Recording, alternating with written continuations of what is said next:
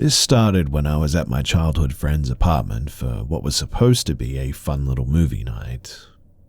We hadn't hung out in a while, and we were just catching up. Her place was cozy, a little disorganized, and full of girly decor, but we were in our comfiest sweatpants about to watch princess movies. Her apartment isn't the most tidy. Things are a bit scattered around, but it's clean and really authentic, which always made me feel at home.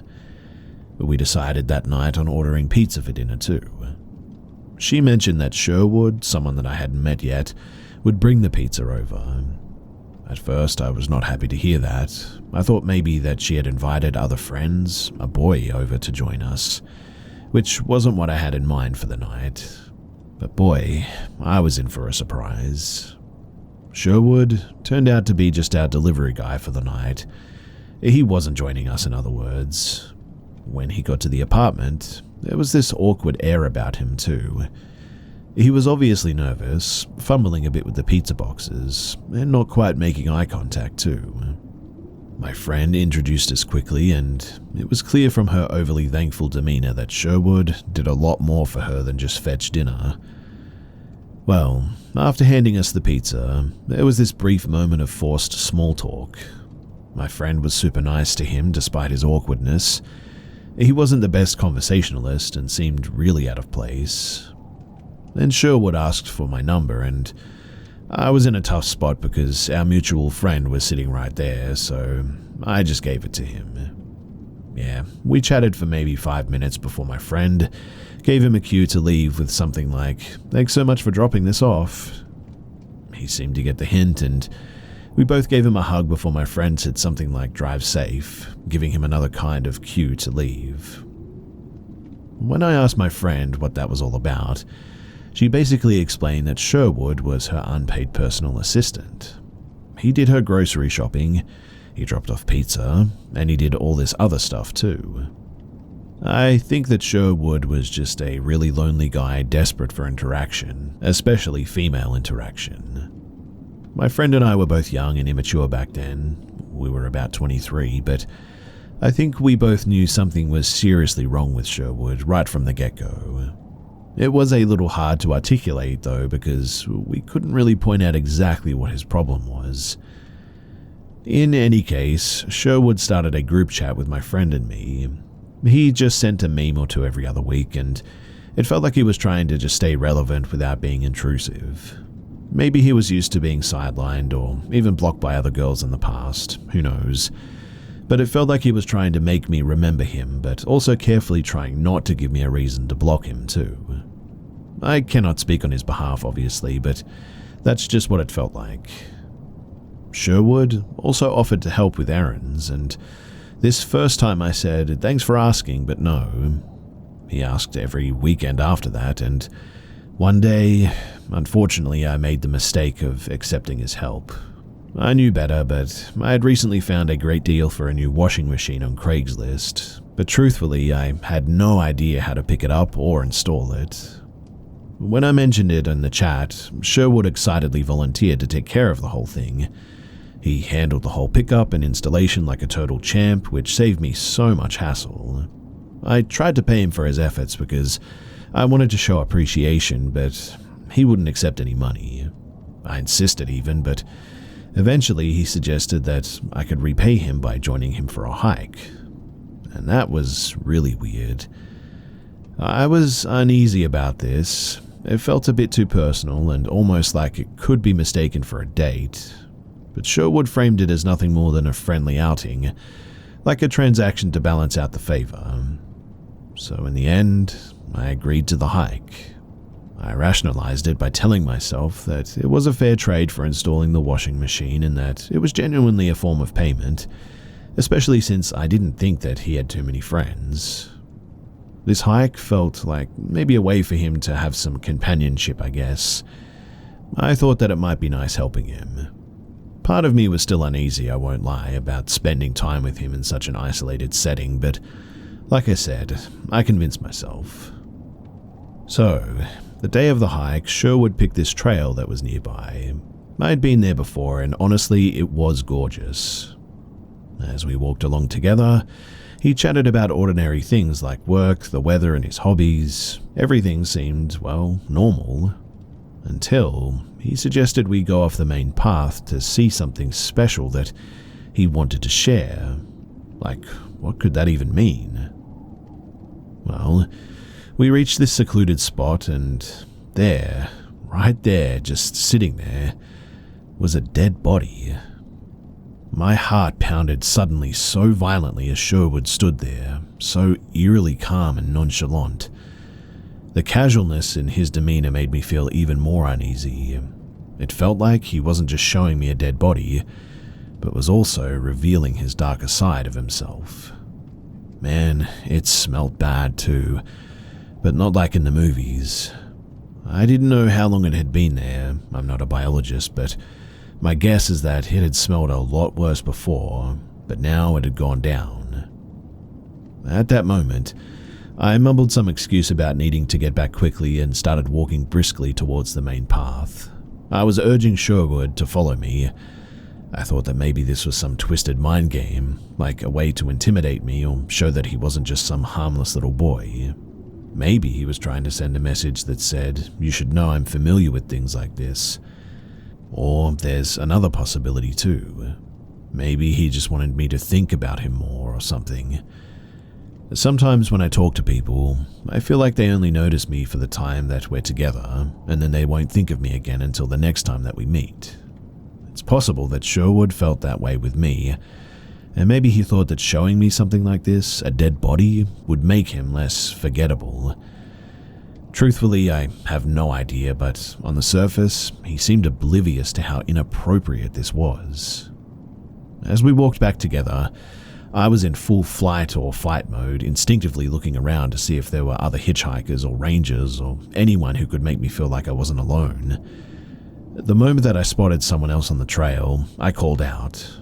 Not to expose Sherwood, but just asking for directions back to the parking area. I wanted to make sure that Sherwood and I wouldn't be left alone together. I asked this gentleman to walk us back to the parking lot.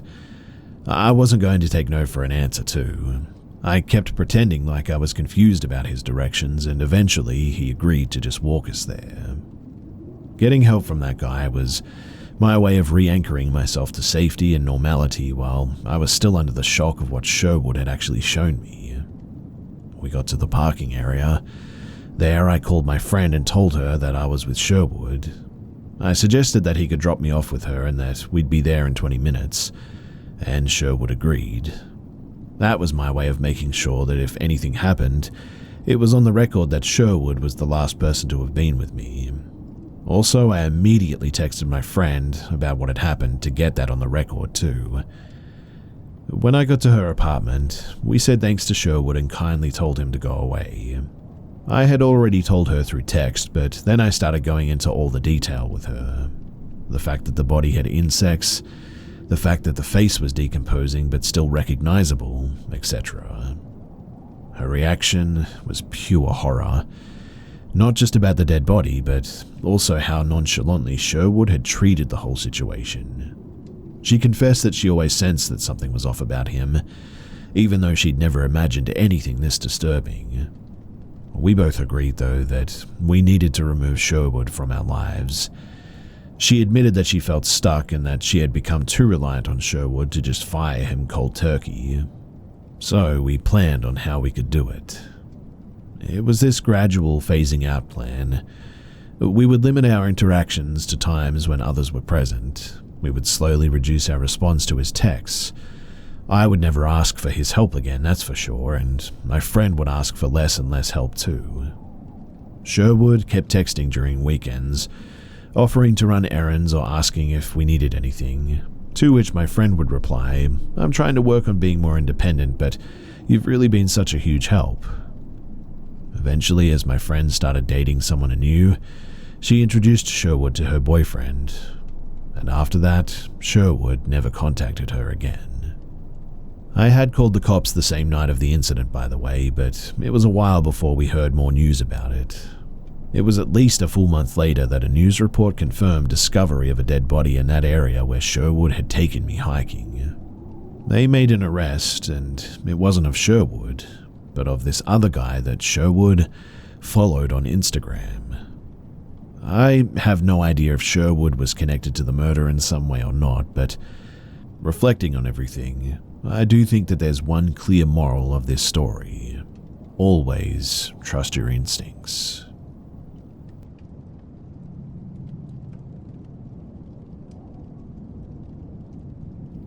I traveled to Chicago once to visit some old friends. This was around 2015.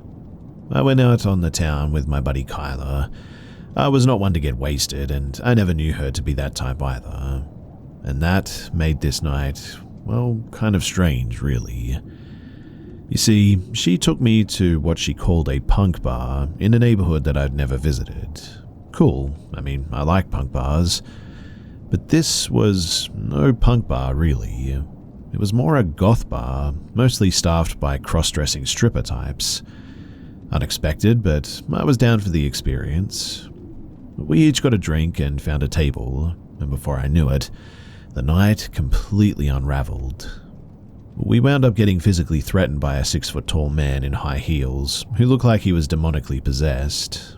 Something overcame me, and I almost threw a large glass object at him before Kyla intervened and tried to convince me to leave. This sort of reaction from me was, well, completely irrational and atypical. I really don't know what overcame me, except extreme anger toward this person who was yelling at us for no reason and flipping me off. But the even stranger person was this random man across the bar. He stood probably about 40 feet away on the other side, and he was just absolutely bizarre to me. I initially thought, oh, he's handsome in an unusual way. But then I saw his eyes and was horrified. They were completely black and slanted upward, and he looked at me like he hated me. For the next hour or so, Kyla and I continued to get a second drink, even though we both wanted to leave. Something anchored us there, and we sat there uncomfortably speaking to each other, not knowing why we just didn't go someplace else.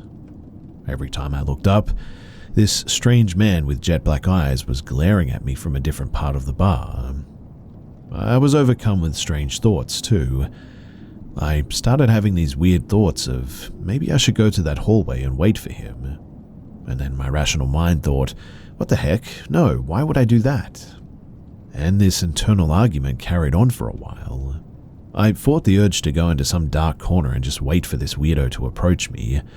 I actually wanted nothing to do with him. He was creeping me out and scaring me, but I also felt compelled to do something against my own best interests. It felt like there were intrusive thoughts getting into my brain and telling me to do something I 100% did not want to do. Finally, Kyla literally pulled me out of the bar and got us an Uber to go back to our Airbnb. And well, after that, I blacked out at that point. Apparently, though, it was a very bizarre ride where I got us lost several times. The first Uber driver dumped us off in a strange part of town, refusing to continue. The second one finally looked at our Airbnb listing on my phone and got us to the right place, which was on the other side of the city. Poor Kyla spent about $100 on these follies. This dragged on for hours, allegedly, and I don't remember a thing. And I only had 2 drinks. I had been a social drinker for years by this point. There was just no reason that 2 drinks would have done this to me. Well, the next day I woke up and needed to get back on the train to continue my travels. And I have never felt more physically awful in my entire life. I was so ill that I contemplated going to the hospital. On the L ride to the Amtrak station, we were sat across from the schizophrenic man who shouted at us the entire time about the alternate reality that he was living in. Nothing felt worse than enduring his ranting for an hour while I felt like I'd been hit by a truck. I want to say, too, that there probably was something slipped into my drink, but I also cannot forget about the deranged look and behavior of that cross-dresser who accosted us for no reason, and I definitely cannot get the image out of my head of that horrifying guy with the black slanted eyes who was just staring at me. It didn't hit me until years later, too, that, well, maybe I was encountering a room full of demons that night.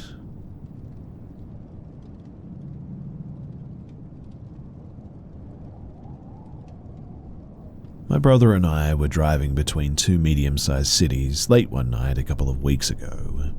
We live in Sweden, so it was pitch black where we were, and on this stretch of the road there was nothing but forest. At this time of the night, the road is pretty empty as well. It's kind of a narrow road without a space on the sides. It has low railings along the sides, and behind them there are high fences to prevent wildlife. So suddenly, as we're driving, we see a person on the side of the railing in our headlights, 10 meters in front of the car, I would guess. My brother was driving about 80 kilometers an hour, so he didn't have a chance to make a maneuver, but we drove by the person no more than half a meter in full speed. And we were shocked. After a few seconds, we both wondered what the heck that was. It happened so fast, but we agreed that it was a young woman dressed in black who was leaning or sitting in a strange way against the railing, and behind her on the other side of the railing stood a man in all black, hugging or holding her from behind with both arms. Behind them was the high fence, as I was speaking about earlier, so how did they even get there? There were no cars nearby, and there wasn't even anywhere to stop with a car, to be honest.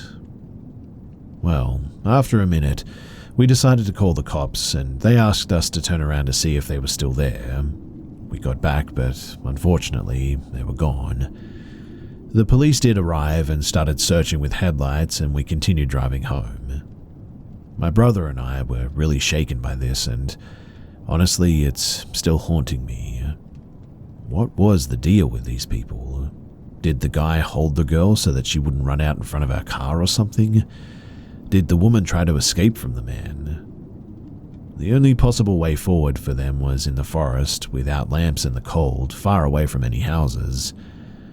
In retrospect, it's easy to be wise, and of course, we probably should have stopped at once, but we didn't, and I really regret that.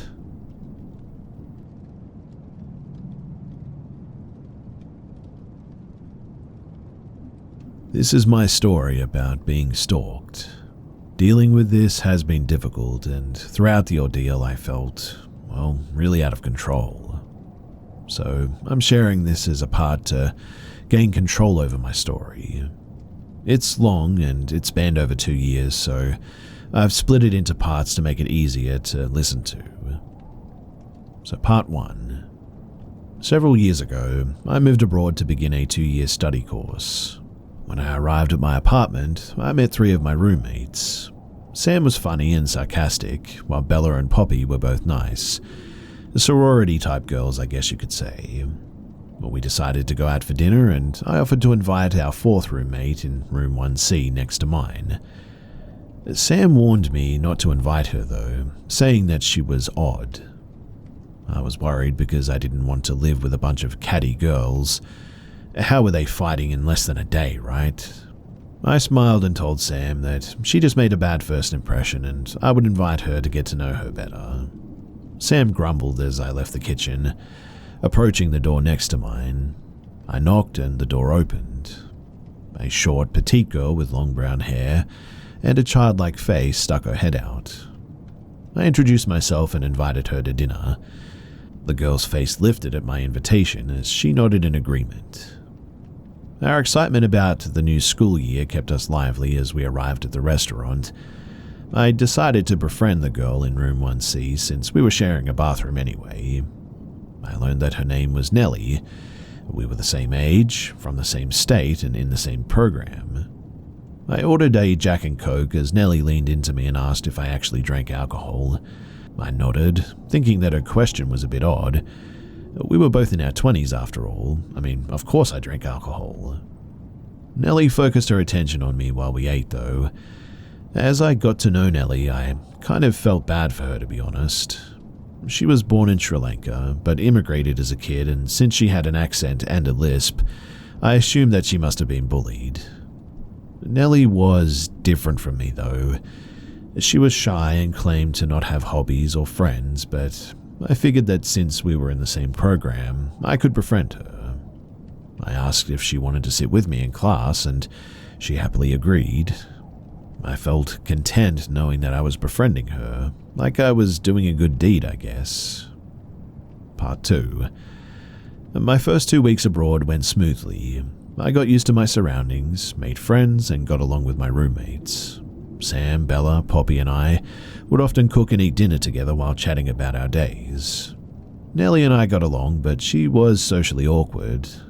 I made it my goal to befriend her, which was easy enough because we sat together in lecture every day. We even opened our bedroom doors in unison, and I would open my door and then Nellie would open hers and ask me where I was going. Now one night, I left my room to go grocery shopping when Nellie's door opened and she asked to join me. I agreed and she hurriedly put on her sandals and neon pink coat. I walked through the aisle, Nellie silently following closely behind me. Eventually I found everything that I needed, but Nellie said that she wasn't buying anything. After I paid for everything, we began to exit the store and the alarms went off. I stopped to show the security guard my receipt and he looked in my bags, confirming that I hadn't stolen anything, as if I ever would anyway, but I didn't think much of this incident. But when I stood at the front of the store with Nellie for the 4th time, as my bags were being searched by security, a thought crept into my mind. The alarms never rang when I was alone or with friends. They only ever rang when I was with Nellie. I shook my head. Nellie couldn't be stealing. Of course, I wasn't with her the whole time, but she was a perfectly nice, normal girl, and I was rude to even think anything contrary. Part 3. The harmony in the apartment only lasted 2 weeks. One morning, I shuffled into the bathroom and saw that the toilet was completely filled with 2 or 3 rolls of dry, unraveled toilet paper spilling onto the floor. However, what concerned me the most was the huge wad of hair that sat directly on top of the toilet paper. I knew then that it was Nellie who had done this. She was the only other person with a bathroom key and her hair color was a match. I tried to think of any reason that Nellie would do this. Maybe she clogged the toilet, then stuffed it with toilet paper to hide her business, but that didn't explain the wad of hair. I couldn't harp on the issue though, so I made a maintenance request to have someone unclog the toilet, and when I came home from class, the toilet was unclogged. I studied for 2 hours before going back to the bathroom. I was annoyed when I found the toilet clogged again though, toilet paper, hair and all. This obviously wasn't a mistake anymore, and now we were out of toilet paper as well. I knew that I had to say something, but I didn't want to directly confront Nellie about this awkward topic, so I sent a positive, non-aggressive text. I wrote, "Hey, if something goes wrong with the toilet, can you make a maintenance request right away, please?" I sent the message, careful not to make it accusatory. I didn't want there to be tension with Nellie, especially since she still sat with me in class. Nellie, she never acknowledged the situation though. She still opened her door with mine, hung out with me and sat with me in class. For the next 2 months, I just dealt with the constant toilet paper and torn out hair. I tried sending more texts, but it just never seemed to help. Nellie would clog the toilet, I'd make a maintenance request, a staff member would clean Nellie's mess, and then she would do it all over again. Eventually, after 12 clogged toilets, I was so annoyed that I decided to confront Nellie finally. I wrote, "Nellie, I know you're clogging the toilet and you need to stop. If you do it again, I have to report you." I pressed send as I walked to class. I decided then too that I wouldn't sit with Nellie anymore. I had different friends to sit with anyway who didn't clog my toilet, and as I sat down with Reagan and Charlotte, I felt bad seeing Nellie sit alone across the lecture hall like that, but I promised myself that I'd still be friends with her and that everything would be fine. It would all work itself out. Part 4.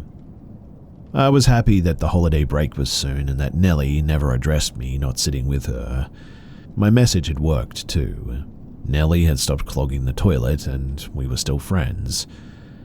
But I came home one day in early December and instantly my nose scrunched in disgust. There was a sickly sweet sort of rotten yogurt-like smell coming from Nellie's room. I didn't want to confront Nellie so soon after messaging her about the toilet, so for about 2 weeks I just avoided the problem. I didn't address the issue until 2 weeks later when all of our food started to rot almost immediately after buying it. Bella, Sam, and Poppy, they were complaining about how maintenance hadn't found the source of what was causing our food to rot when I brought up the horrible smell and an accompanying fly infestation. The girls went to go and smell the hallway outside of Nellie's room and returned a minute later coughing and gagging. We posited about what may be causing the smell when Sam brought up seeing Nellie at 2 a.m. skipping through the woods. Sam was heading back from the club apparently, and Nellie was skipping around like a possessed doll, according to Sam at least. As we spoke, Nellie entered the kitchen and everybody fell silent. Sam bluntly asked Nellie what the smell in her room was, and Nellie just silently shrugged her shoulders. Annoyed by this, Sam stood up and grabbed Nellie's arm, guiding her into the hallway as the rest of us followed, covering our noses with our sleeves. Nellie claimed not to smell anything, but her eyes were darting rapidly between the three of us. Sam made a sarcastic comment toward Nellie as we returned to the kitchen without Nellie. Sam was a bit harsh, I'll admit, and part of me felt bad for Nellie, but at least Christmas would be relaxing and hopefully we could all, get along a little better. I spent 2 weeks at a friend's house with her family for Christmas. They were all welcoming, so I didn't miss home too much. My friend knew about Nellie, so she bought me some scented candles for Christmas, funnily enough. And when I returned to the apartment, I felt rested and equipped to face the new year. Part 5. My January exams were online and pretty easy, so I was surprised when Nellie texted me asking if I would cheat with her on the final exam. I politely declined this, and she asked if I would go to lunch the next day. I had no plans, so I accepted her invitation. I spent a lot of time with her, but she never actually spoke much, really. And despite everything, I still wanted to get to know her better. Once we were at the restaurant, I racked my brain for things that I could talk with Nellie about, attempting to break the awkward silence a bit. So I asked her what her favorite show was. Nellie told me that she loves to watch Sophia the First. I was confused. Sophia the First is a Disney toddler show that came out when we were like teens.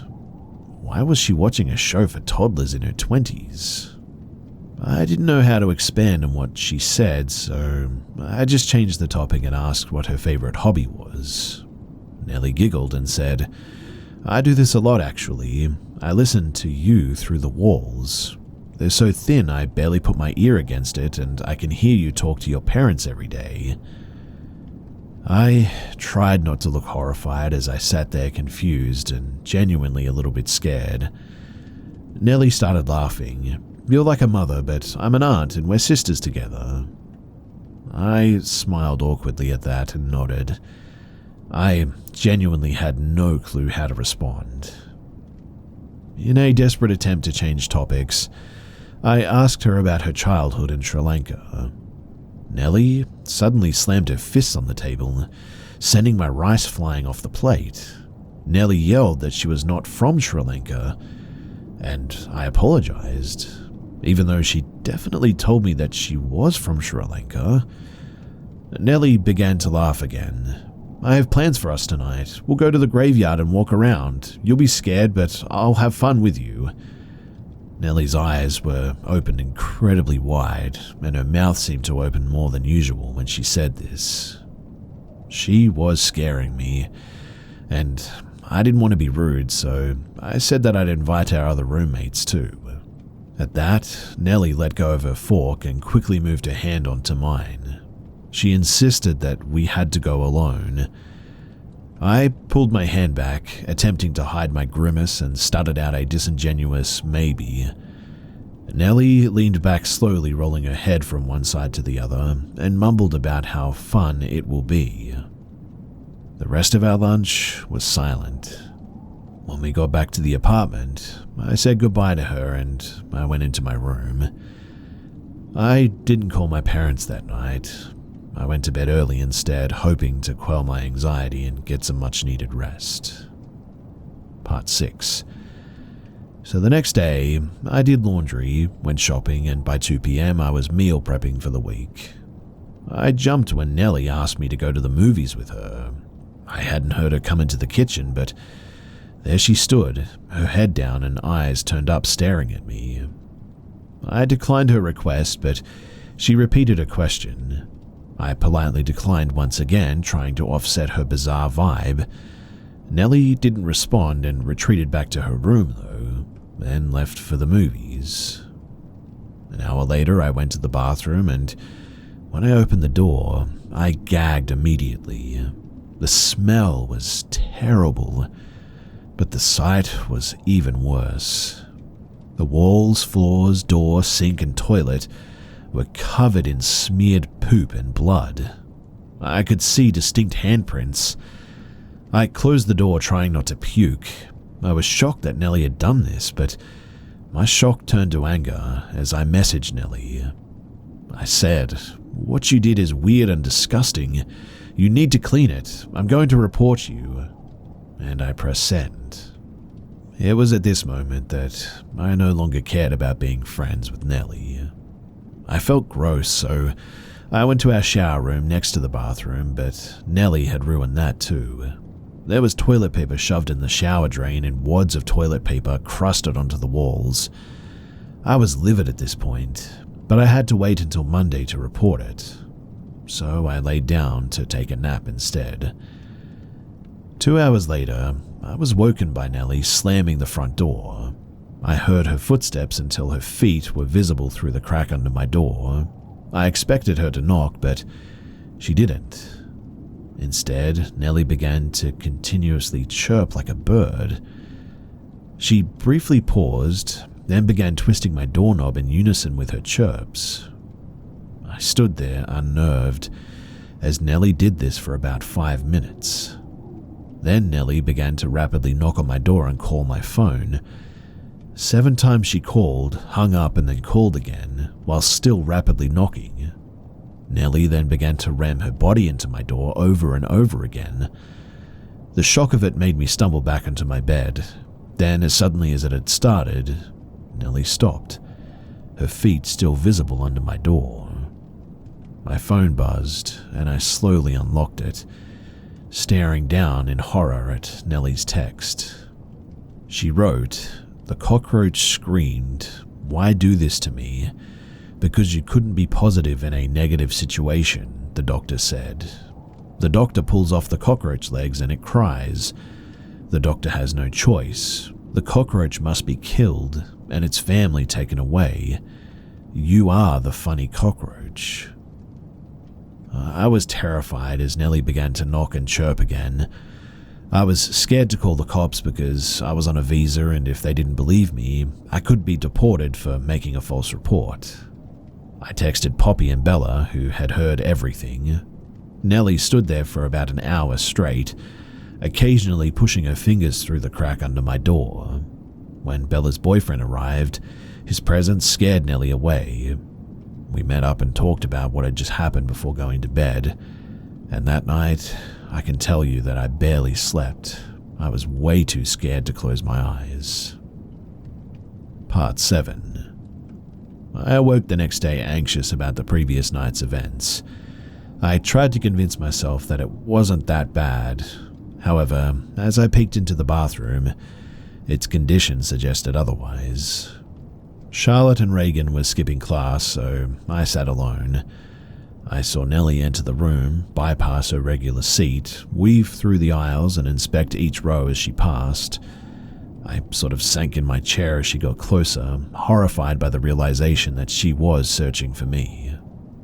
With the last night's memories fresh in my mind, I froze in fear when Nellie found me and robotically bent down to meet me at eye level as she sat next to me with her mouth twisted up in a sinister smile.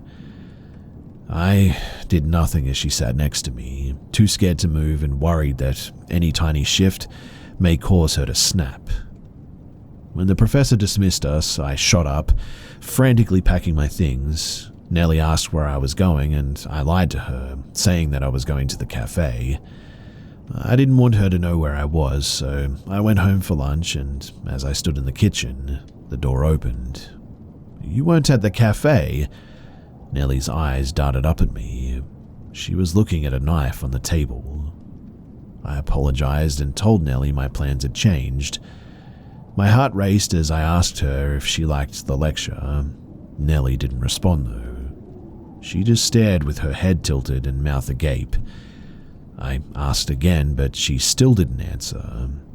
I faced her, afraid that she'd use the knife on me all of a sudden.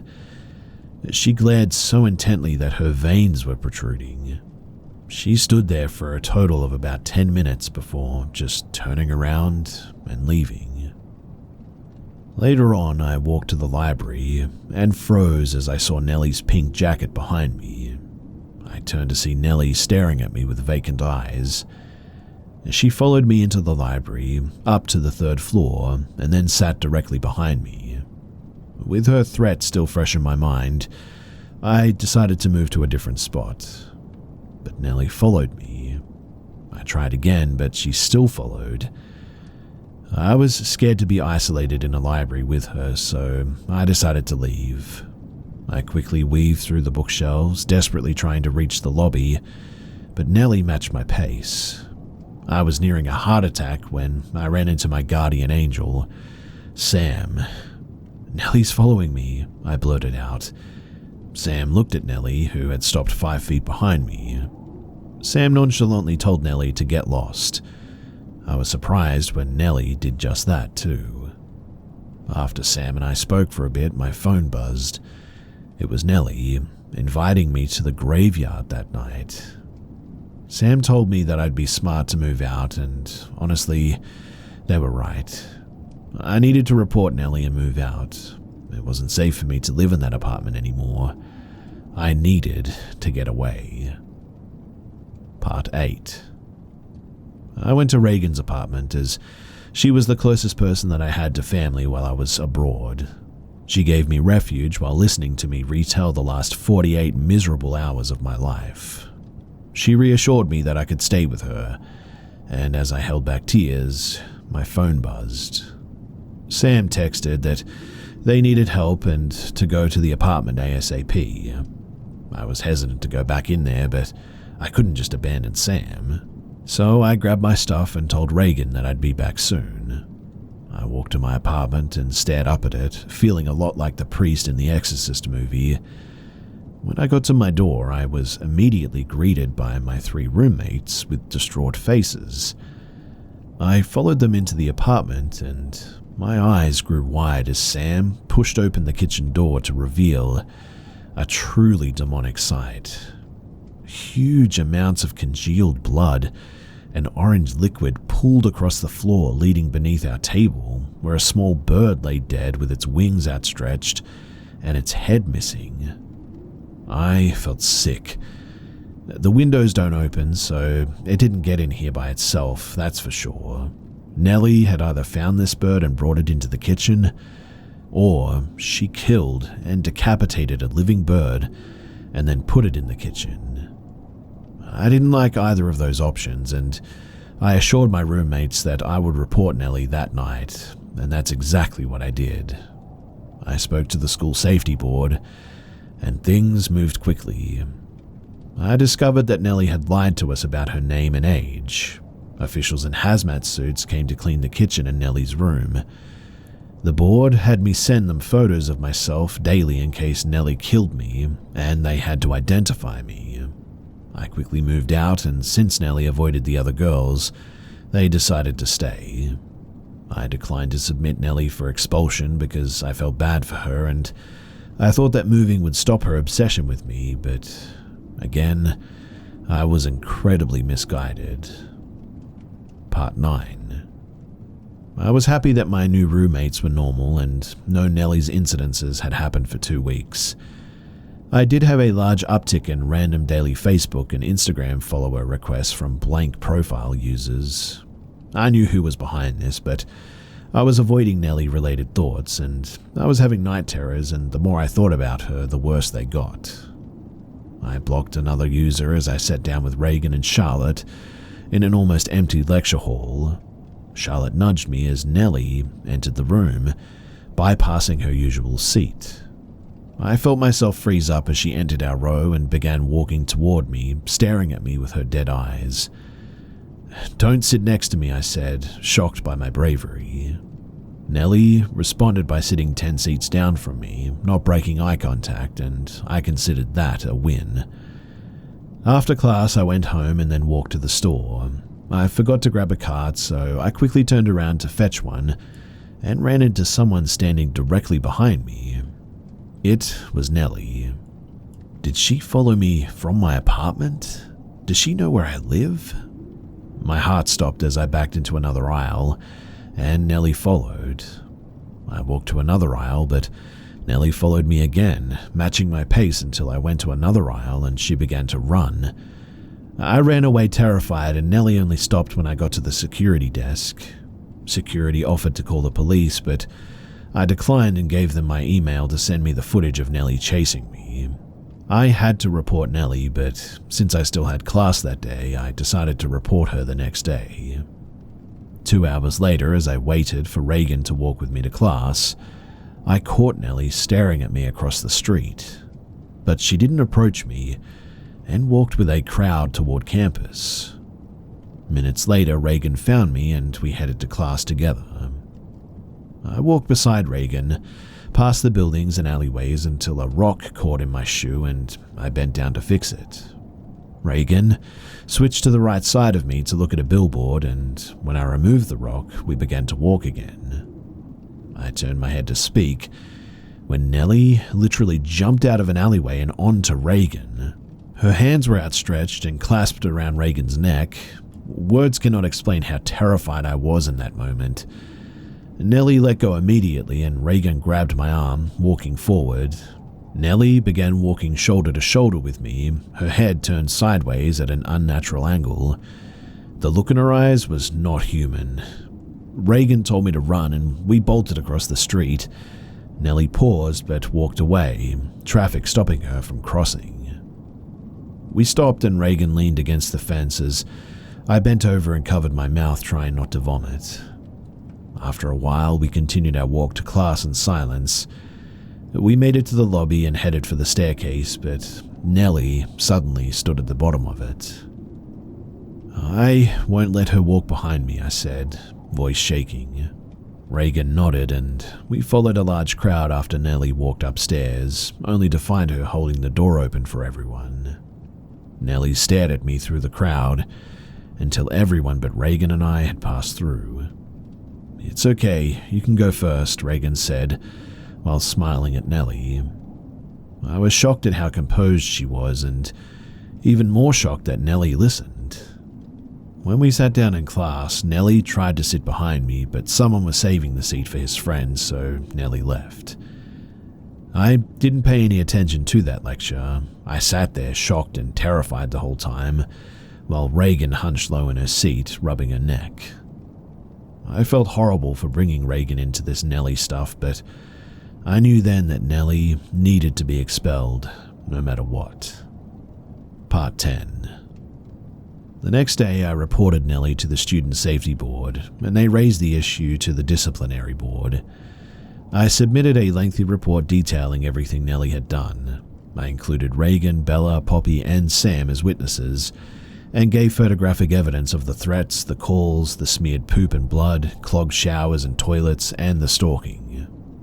The next week, I met with the Disciplinary Board to go over their conclusions with them.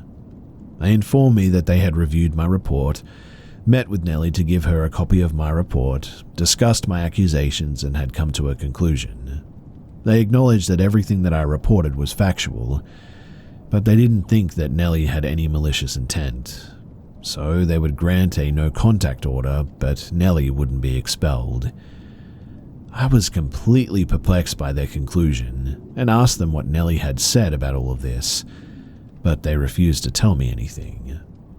Genuinely, I was at a loss for words about this. I couldn't believe that Nellie was given my full report, knew everything that I had said, and knew the witnesses' names too.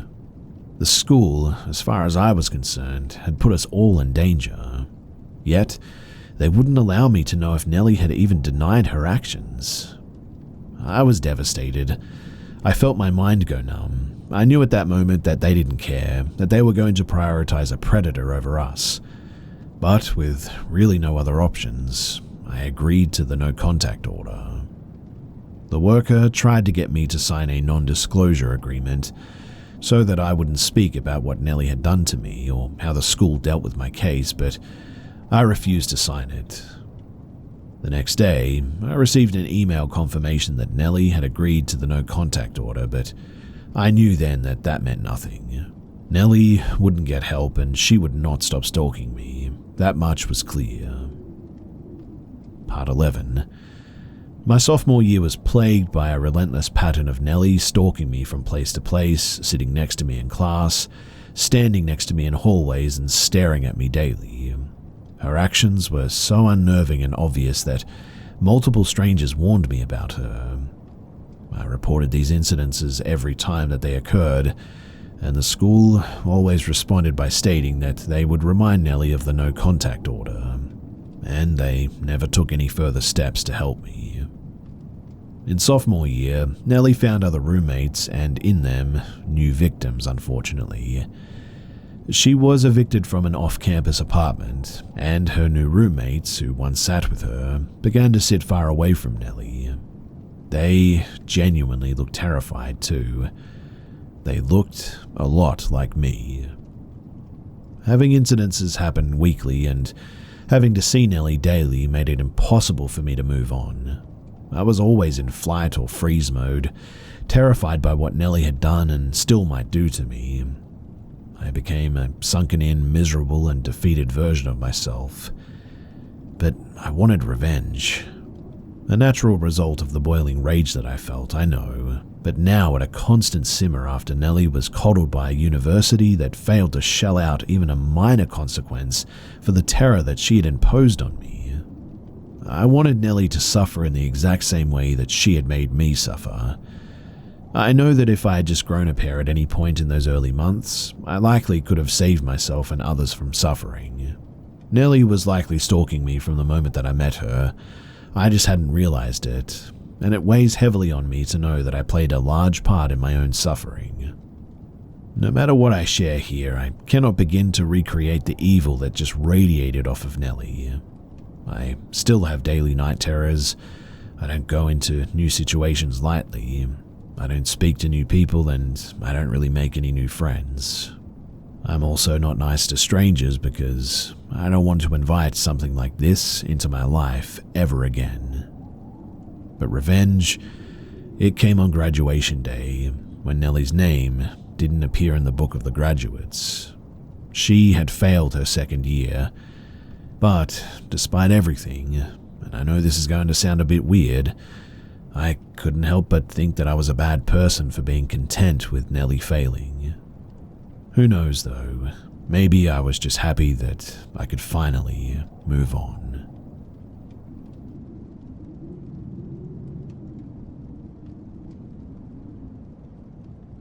So last year, me and my ex were living in a cottage with our son and my stepson.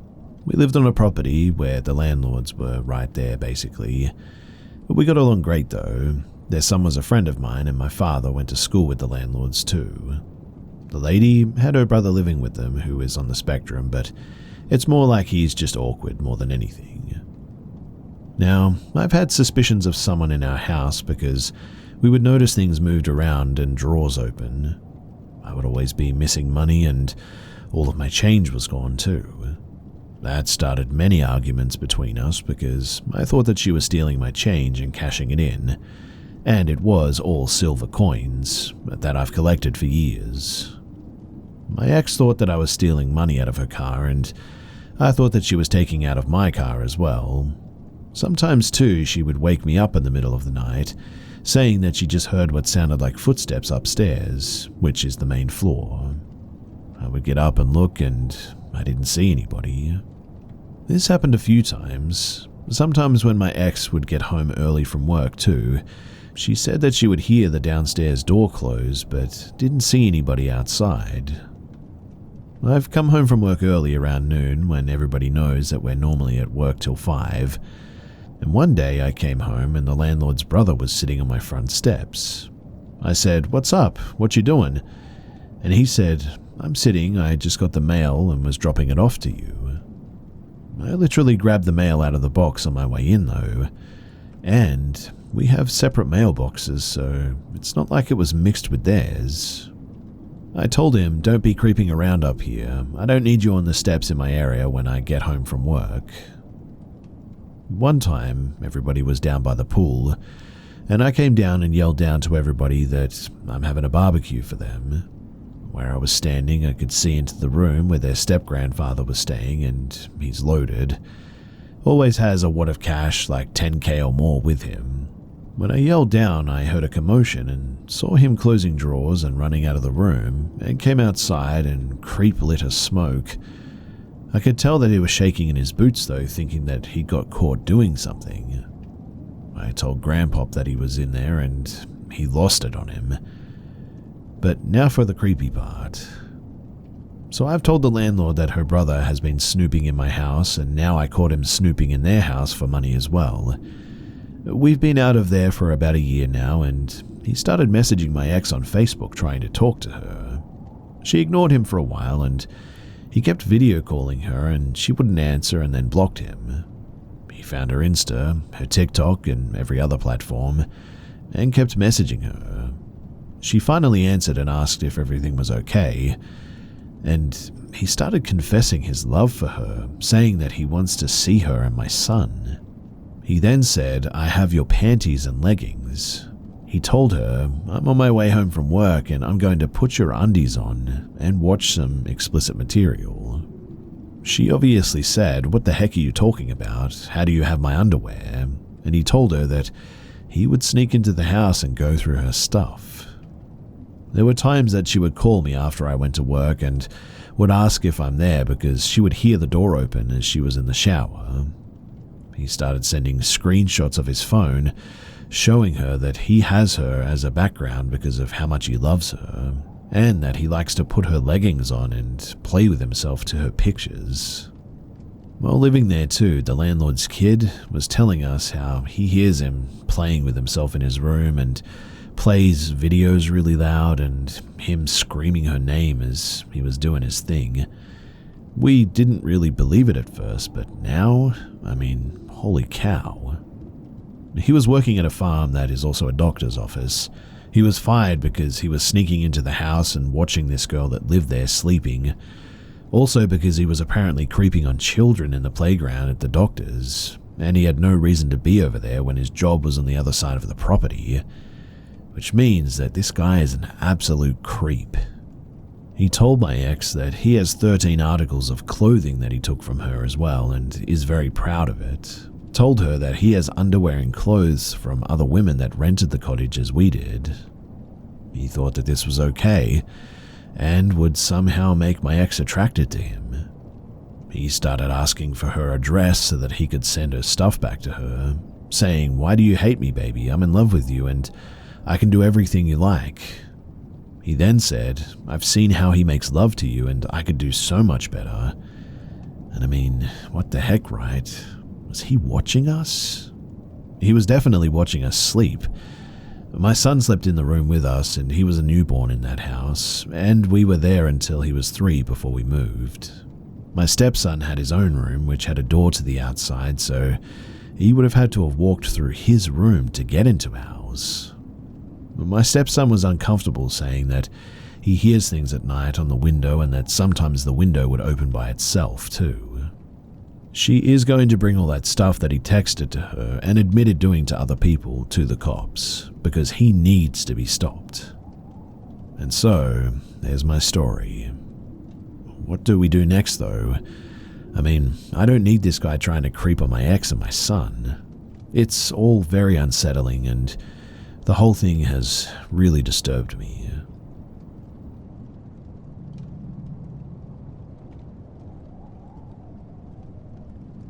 When I was around 12, my friend and I saw something that I could never explain. And honestly, if someone had told me that they saw this, I wouldn't believe them either, but I know what I saw. So the house that I grew up in, it was on the corner of a city street. The way the house was situated, from my bedroom windows looking out, I had two large ones side by side. You could see the street and the entire side of the house across from us. A guy friend of mine lived on the second floor of that house, and him and his family were gone for the weekend. My friend and I were in my room playing Nintendo, and I was sitting on my bed facing the windows. It was evening, but must not have been later than like 6 or 7 because my friend wouldn't have been over too late. It was her turn playing, and I'm watching the screen, but something catches my eye, and I look out of my window and see something in the friend who has gone for the weekend's home. It looked like what you would describe a Yeti to be. It was white, as tall as the ceiling, and covered in hair. I frantically told my friend to look, and she paused the game and immediately saw the same thing. We got down on the floor and crawled to my window to watch this thing. Whatever it was destroying the house, like breaking chairs, breaking dishes, ripping up the sofa, etc. I remember asking my friend if she was seeing what I was seeing, and she confirmed that she was. We watched this thing for a good few minutes, and then kind of started diverting our attention to other things in like a, oh my goodness, what the heck way. And when we eventually looked back, whatever it was gone. We both kind of seemed to instinctively know that this was something that should stay between us. In other words, it wasn't discussed, but the vibe was definitely still there. Now, in order to get home, she would have to walk past that house, so she had her dad pick her up that day. I tried my best to sleep, but I kept waking up and looking out to see if I saw it again, but I didn't. Now, the next day I was sitting outside of my house waiting for the friend who lived in the house to come home.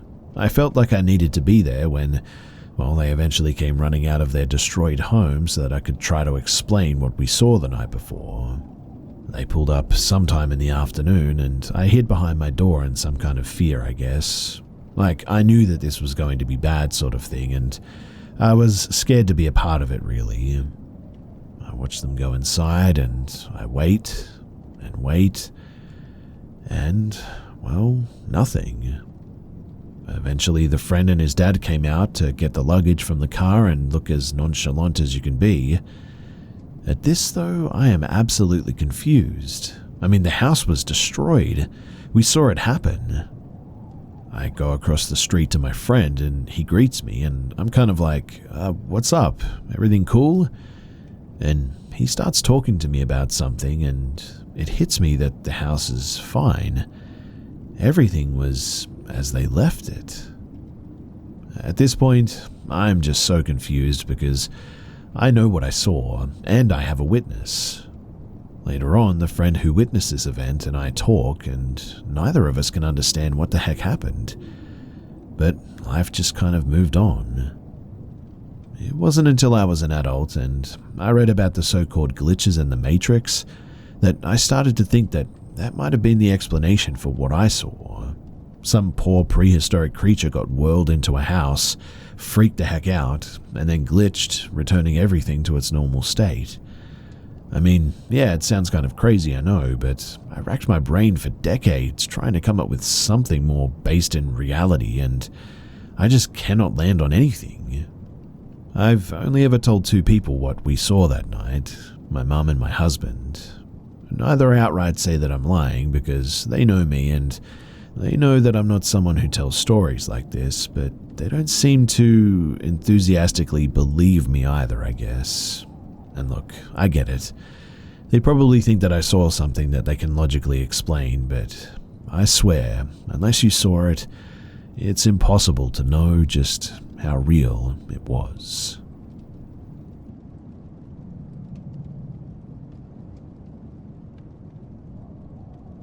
Years ago, my ex-wife and I were visiting her grandmother for the 4th of July in an old mining town in Montana.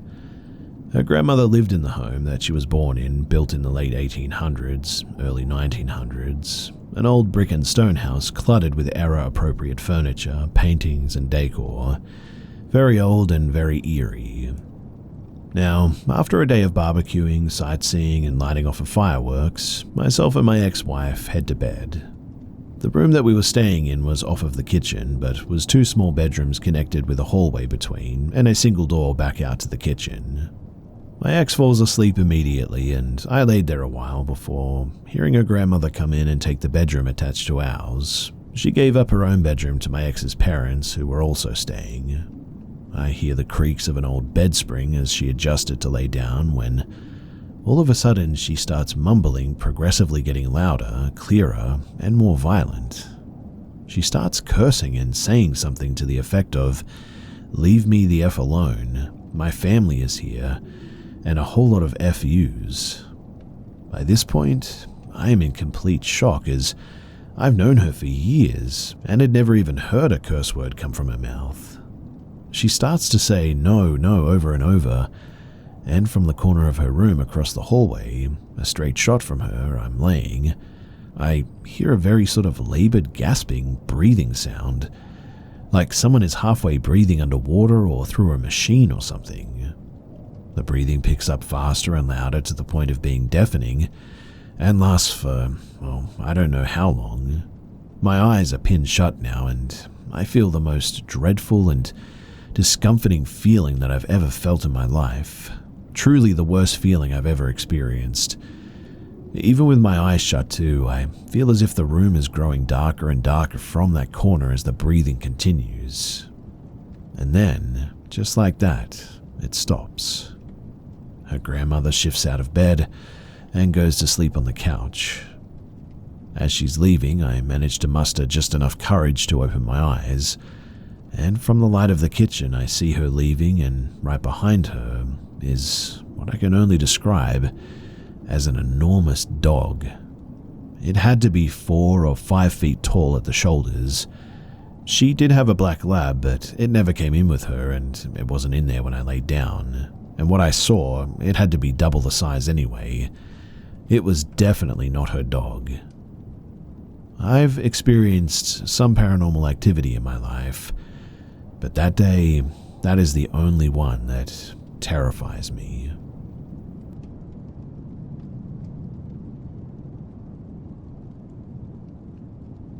Tonight, my fiancé and I were able to tour a haunted asylum.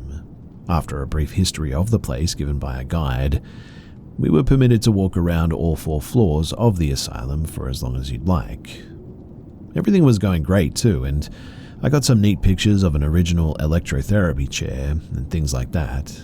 In the attic floor, there's a room at the very end that's extremely large, and it was set up with a ton of candles and these sort of little memorial obituaries printed out. On the right, there's a tiny crawl space, and I wouldn't have been able to fit in it, nor would my fiancé or any regular-sized adult. I went into the room with my fiancé, and there was another smaller room off to the left side. He goes into that room to check it out, and at this point, I'm extremely interested in the obituaries, and I'm reading them out loud. In about 3 or so minutes, he comes back. I'm still reading these obituaries to him now that he's back, and that's when the air starts to feel really heavy, and the more I read, the more tense I feel. At some point, we both had our back to the crawl space, and something like a pebble is thrown from the crawl space and hits the opposite wall. I look at my fiancé and turn toward the crawl space. Another larger piece of brick flies out and hits the wall. Obviously, we are both freaked out and turn to leave the room. My fiancé is walking in front of me with his flashlight, but as soon as we get out of the room, I hear scraping followed by footsteps. I look at my fiancé and he nods, saying that he heard it too. I turn around and wait to see if someone is coming out of the room. The noise stops at the door, and I can assure you that there was no one there. Upon hearing that, we hightail it out of there and go down to the ground floor and head outside the asylum. We are both excited and freaked out at the same time that we had experienced something down there. The atmosphere was so heavy when we got outside that it felt like every muscle in my body was tensed. I took some time and we headed home after a few minutes. This wasn't the only thing that happened though. You see, when we were taking pictures of objects like chairs and such, my phone kept refusing to take the picture, stating that my subject wasn't close enough to the camera. It kept doing that autofocus thing where it finds faces, and it was just focusing on air above the chair where a face would be. That was a bit freaky, but technology is weird sometimes, so I'm not too sure about that one. Anyways, it was fun, and I'm thoroughly freaked out now because that crawl space thing was certainly not any technological error or something to that effect.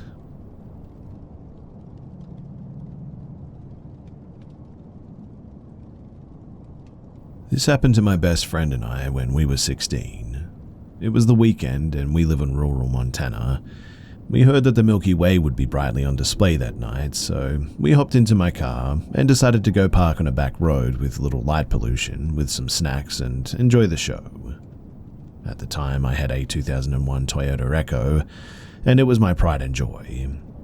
I opened up my sunroof, and we found a nice little pull-out on a gravel road that I had driven well over 100 times. We locked all the doors, put our seats back, and stared up at the beautiful starry sky as we chatted and ate our snacks. We were in a farm area. There was one little house about a mile behind us. The house was quiet and the outside light was on, but it was nearly 1 a.m. After about half an hour, we began to hear footsteps on the gravel road approaching us from the rear. It was dark, but the sky lit up the outside well enough for us to see our surroundings for a good distance. We couldn't see anything walking on the road, though. Growing up on these back roads, you learn over time what different animals and humans sound like walking through the woods or on the gravel like this. I'd been on these roads my whole life and could tell that this was not an animal. It was far too noisy, and the heel would scuff the rocks as if it was a heavy pair of boots. We watched intently, but right when it sounded close, it stopped. But then we heard whistles, high-pitched, eerie whistles. At first, my friend said that it sounded like a recall whistle, like maybe someone nearby was calling their dog. But then they got short, and they were sporadic with no real pattern. At that, I closed the sunroof and we began packing up to go. I threw the blanket on the back seat, and we put away our snacks. The hairs on my neck, though, they suddenly stood up, and right when I was about to mention it, the handle of the rear door got yanked really hard, like someone tried to open the door. It snapped like it was let go hurriedly. I looked out that window the moment that it happened, and there was nothing there. There was nowhere to hide, too. My mirrors were pointed in all the right places, so I had a good view no matter what angle I looked, and we didn't hear anyone run away either. Goosebumps suddenly formed all over our arms, and I threw it into drive and sped off. The next day I returned. I wanted to look for footprints or some sort of an explanation for what happened that night, but really, there just was none. It was quiet, and the only trails in the gravel were tire tracks from the night before. I don't know what it was, but to this day we get scared when we talk about it.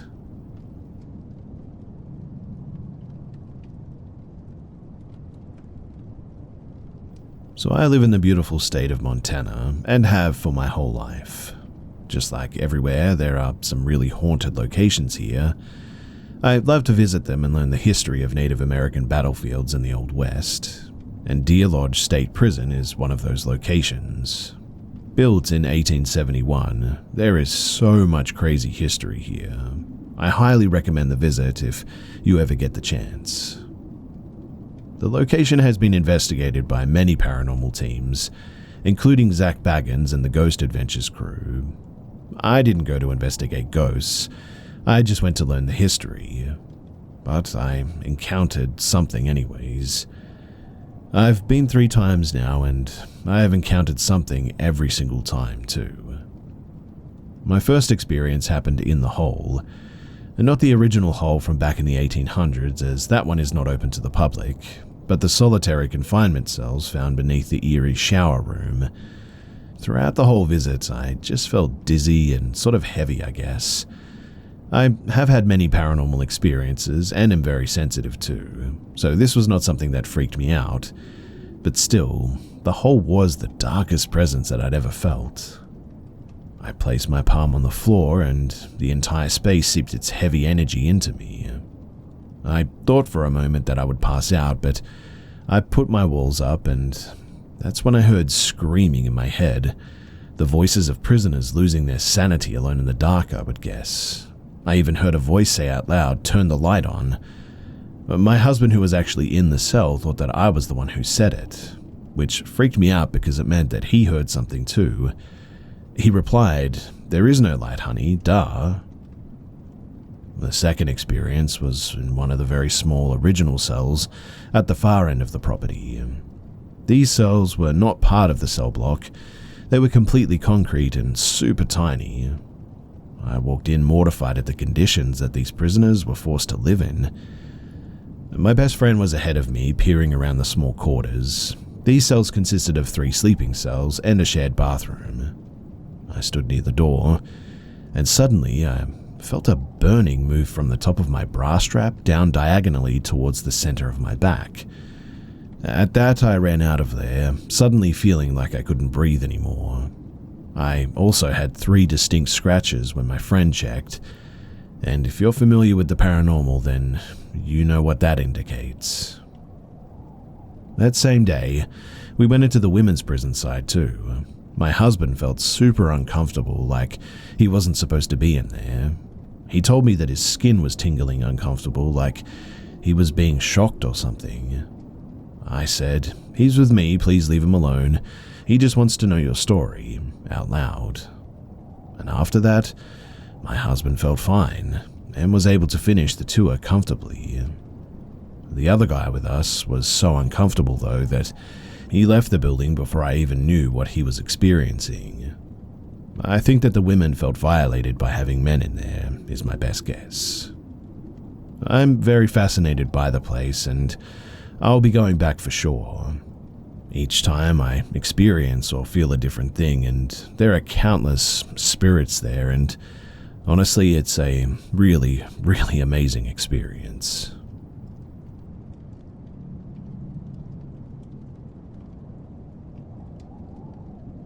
So here's the deal.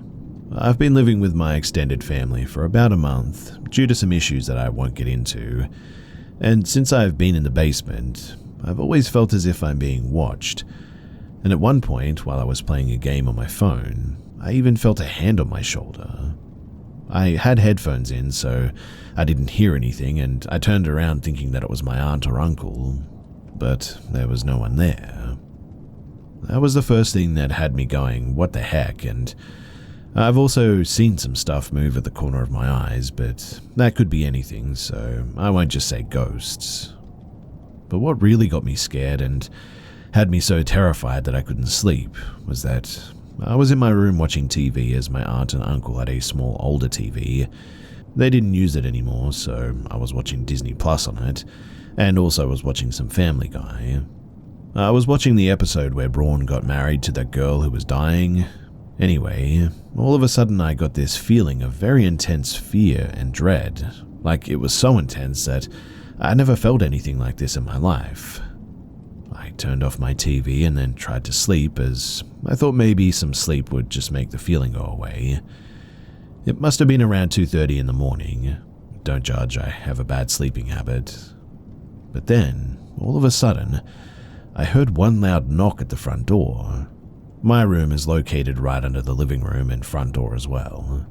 Obviously, I thought that this was a bit weird, and that intense feeling of dread and fear was still there too. Then, about 30 seconds after, I heard a knock right at the window right above me. I moved the curtain and there was nobody there, and I heard nothing. My window was shut and it was very audible, like it sort of sounded like somebody slammed their fist against it. And where the window is located, it's ground level on the side of the house, so it's possible that somebody was there, I guess. I got a feeling, though, that someone or something wanted to harm me all of a sudden. I sat up for about a minute trying to calm myself down, but I couldn't get over the feeling, and something in my gut was telling me to get the heck upstairs. I listened to my gut feeling, but as I was about to make my way upstairs, I could have sworn that I felt as if something was digging its claws into the upper left side of my back. This happened as I was leaving to go up the stairs, and I ended up staying up until 9 a.m. in the living room just watching Family Guy with the lights on. And weirdly, after that, everything was fine. I felt nothing wrong, but the occasional feeling of being watched, I guess, when trying to sleep. But I just chalked that up to being paranoid, and I wasn't too disturbed by that. This all happened about a week ago, and this brings me to about 5 hours ago. You see, I was upstairs in the living room watching some random show that my cousin was watching that I got invested in, when all of a sudden I got this weird feeling that started on my left side that felt like something was blowing air. It went through my left ear and then felt like it went into my right ear, and then there was this huge boom or loud ringing noise in my right ear. Then I got that feeling of fear and dread again, like something was wanting to harm me. After about 5 minutes of feeling this, I heard one of the decorations for Halloween go off outside. At first I didn't think too much of it, but then I realized it was the one that had a thing that you had to click to set it off, and you had to press it pretty hard on the button to set it off. I looked outside and saw the decoration, and didn't see anyone or hear anyone. After about another 5 minutes, it went off again. I looked outside immediately, and I didn't see anyone, but I swore that I heard something like scratching at the door. I sat on the couch and continued to sit there, and after like 10 minutes, that feeling of fear and dread, it finally went away. Something that I would like to add as well is that whenever the people that I was staying with were buying the house, the people who lived here before us apparently just upped and left without a word, which they found weird. And another creepy thing is that they found 3 mirrors lined up in the basement, covered by a cloth. One had a crack as well that they thought was pretty creepy when they saw it. Another thing too is that I know some of these things can be normal things, but it only happens when I'm either feeling a presence or the 2 times that I got that feeling of dread and fear out of nowhere, so I find that to be a pretty strange coincidence. Also, I'm not the only one who's seeing stuff, as my family have seen stuff as well. Usually shadows or something moving at the corner of their eyes and nothing is there sort of thing when they look. Also, we have a dog who randomly barks at the front door when there's no one there and will sometimes stare over there like he's looking at someone. I've also seen some shadows or apparitions, I guess you could say, too. The first time I saw something was on my 3rd night in this house. I saw out of the corner of my eye the shoulder and the hair of someone passing by the shoulder. It was white and looked like an old dress, as it had this sort of white piece on it. I don't know the word for it, but most likely you would see this on a grandmother. They would own something similar at least, and I also saw their hair, and it was black and curly. I only saw a small bit, but it was enough for me, that's for sure. My cousin confirmed too that she had seen the same thing and was actually kind of shocked that I saw her as well. The second time I was laying in my bed facing the room, and not the wall but just sort of into the vacant space, and as I was laying and falling asleep, I saw a very clear black apparition that wasn't fully there, like I could see clearly through, but there was the outline, and they walked across the room and looked to be sort of staring at me. However, they were fully black like a shadow, and I couldn't make out any details other than the face I think was a woman. When I saw that though, I ended up getting up and heading upstairs, as I was like, I don't want to be watched while I'm sleeping. So I went on the couch and I was browsing through my phone and was scrolling on Facebook.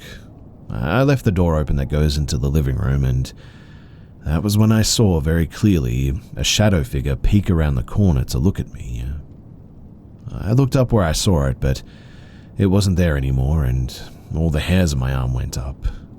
I went back on my phone, and about another 30 seconds later, I saw it quickly peek at me again and go back, and I then yelled out, "Leave me alone."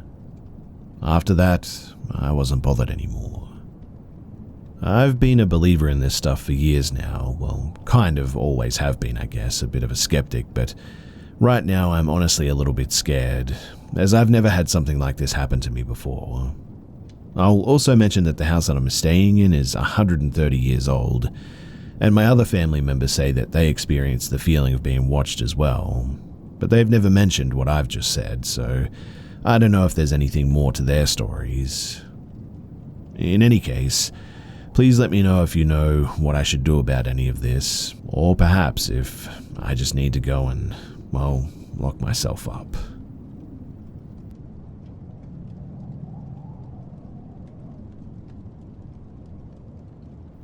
So when I was in my teens, my mum and Nana told me that when I was 3 or 4, I used to hide behind the sofa to talk to my friend. They assumed that I had an imaginary friend, until one day my Nana asked who my friend was. I told her apparently that my friend was called Wee Stevie. He had blonde hair like me and he wanted his lemon bonbons. My mother had a younger sibling who died when he was 8, and my mum was about 16 at the time, and 4 years later at 20 she had me. Her brother was called Stephen, my Nana was Scottish, and we lived not far from the English and Scottish border on the English side. So apart from my Nana speaking Scottish and having an accent, my accent was very much English. So it was odd for me to use a Scottish term such as we, and I couldn't have known about Stephen really. And apparently one day before my 5th birthday, I told my Nana and Mum that Wee Stevie couldn't visit anymore. And that was that. He was gone and I never spoke to him again. I do have a vague memory of sitting behind the sofa talking, but I don't remember seeing him. Well, when I got into my teens, odd things began to happen in the house. Never directed at me though. Pictures would fall from walls, and over the space of 6 weeks the living room door shook very gently until the day my Nana was hoovering in there, and the door shut on her and wouldn't open. I was actually there at the time that this happened. I was upstairs with my mum when we heard my Nana shout. We all lived together in the same house Stephen also lived in. I ran downstairs with my mum and we both witnessed the door shake, with my Nana shouting from the other side to stop it and to let her out. She thought that it was my mum, but I know that it wasn't. There was nobody around. During this time, whilst I never had anything happen directly to me, I started to feel like there was something bad in the house, and I also started having reoccurring nightmares about being in the house alone and trying to get out, but an invisible force would chase me, grab me by my feet, and drag me back into the living room. I'm 43 now, and occasionally I still have this nightmare. I just always felt like there was something negative attached to me while living there. As an adult, I've also experienced some strange occurrences over the years. Once when my son was a newborn, I'd put him in his cot to sleep at around 8 p.m, so it was pretty dark at this stage. I crept out the room and pulled the door to, leaving the landing light on. There was no light on in the room, but his baby monitor went on. I left the house to go to the car to get my bag at one stage, and when I looked up at the house, the bedroom light was now on. As I got closer to the house, I could hear him crying through the monitor. As I went into the room, he'd got tangled in the blanket, and it had covered his face and he was struggling to breathe. Well, fast forward a few years, and we'd moved house. Odd things used to happen, nothing really too weird, but just shadows which could be explained, or our dog staring at walls. It got more frequent if there had been an argument though in the house. And one morning my husband and I were having a disagreement about our business. We were sat at the kitchen table facing the living room with the door open. Our little dog was fast asleep on the sofa, when out of nowhere, a giant Yankee candle that had never been lit flew off the table and hit my husband's Xbox that was sat next to the cabinet that hard that the box ended up in the kitchen doorway. Our poor dog was terrified and ran into the kitchen to be with us. We then left this house and moved, and things seemed to escalate in our new home a lot. Our dog wouldn't let you leave him alone, which was very unlike him. As soon as you walked out of the door, he would howl and was really distressed. By this point, my son was 18 and we all felt a negative presence. You felt like you were being watched all the time, and even with the heating on and being really warm, the room would suddenly have freezing spots that you could feel with your hands. The Alexa would start playing music, although this probably does happen to other people's Alexas too, so it may not be paranormal. But one morning, my son asked me to stop coming into his room at night. I asked what he meant, and he said that he'd often wake up with his door opening, and he assumed I was standing there watching him. He'd ask what I was doing, and the door would just close slowly. It is true that a couple of times I did go into my son's room to see if he was home after he started driving, but this was only a couple of times, and my son never woke up or spoke to me, that's for sure. Then, on to my husband. So ever since we've been together, he has suffered from extreme para-insomnia. In his dreams, he constantly sees a 7-foot dark figure in the corner of the room, and this has been in every house that we've lived in. It taunts him, touches him, and watches him. He then acts out his dreams and will pull me out of the bed. He's picked our dog up and tried to escape the room. He's stood above me on the bed screaming, hit me, dragged me, and it's usually always because he's trying to either fight this thing or get me away from it. He's had para-insomnia since he was 13, but only started seeing this dark figure since he's been with me. And so, that's my story. Well, a short condensed version of it anyway. I have no idea if we're both just sensitive to this stuff or if we're both just going crazy.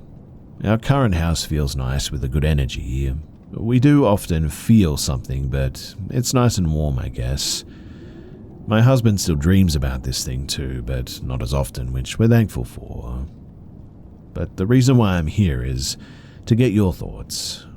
What do you guys think about all of this?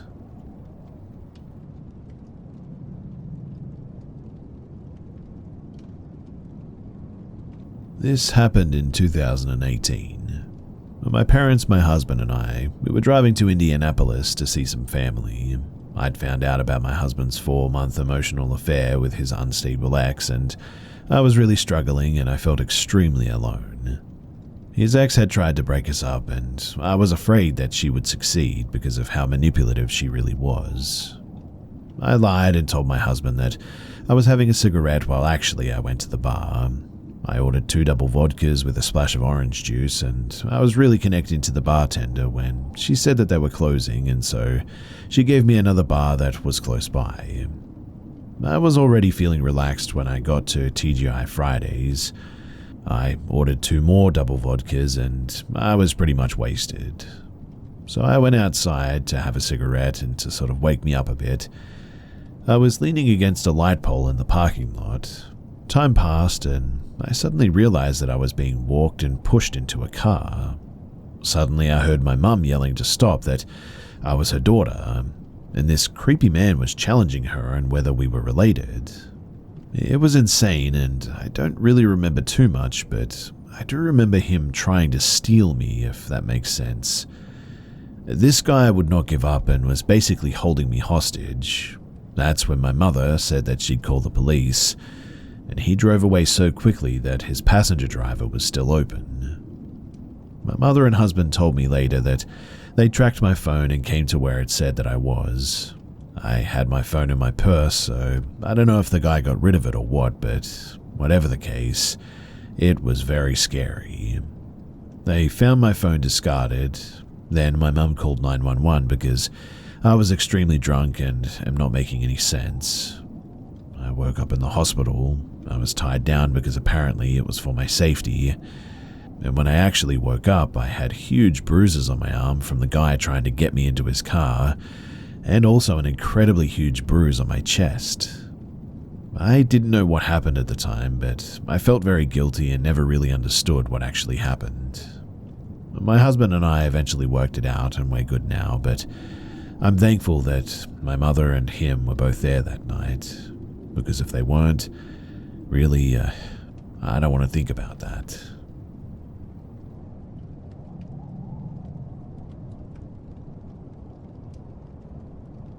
This happened about 3 years ago when I was 15. At the time, I was making pocket money by mowing the lawn at my mum's condominium. The lawnmower was kept in a small storage building where only I and the landlord had keys to. Some backstory about the building. It didn't have any windows and only one door. It consisted of only one room where the lawnmower and other gardening stuff were kept. The building's inner and outer roof had a small space in between them too. I wouldn't call it an attic, but just a space really. The inside roof was made of only spare planks, which meant that you could see into the said space. Anyways, one Sunday I needed to mow the lawn, so I took the keys and headed to the storage. The door was locked as usual, so I opened it with the keys. I stepped into the storage and, with no particular reason, I looked up, and my heart suddenly dropped. Up there, on those rickety planks, there was a man just looking down at me. I looked up only for a second or two, and he looked back at me. His clothes were dirty and face covered in scars. I didn't want him to do anything, so I just sort of pretended as if I didn't see him. I took the lawnmower, walked out the door, and closed it behind me. I immediately ran out to our apartment and called the police, who arrived in about 5 minutes. The police, they went in, and a couple of minutes later they brought out the man in handcuffs. The man had been trying to climb back into the roof while holding a pair of garden shears, and that was truly horrifying. Who knows what could have happened if I didn't look up while entering the storage. Me and my mum moved out sometime after this, but that is an event that I'm grateful that didn't turn into something worse.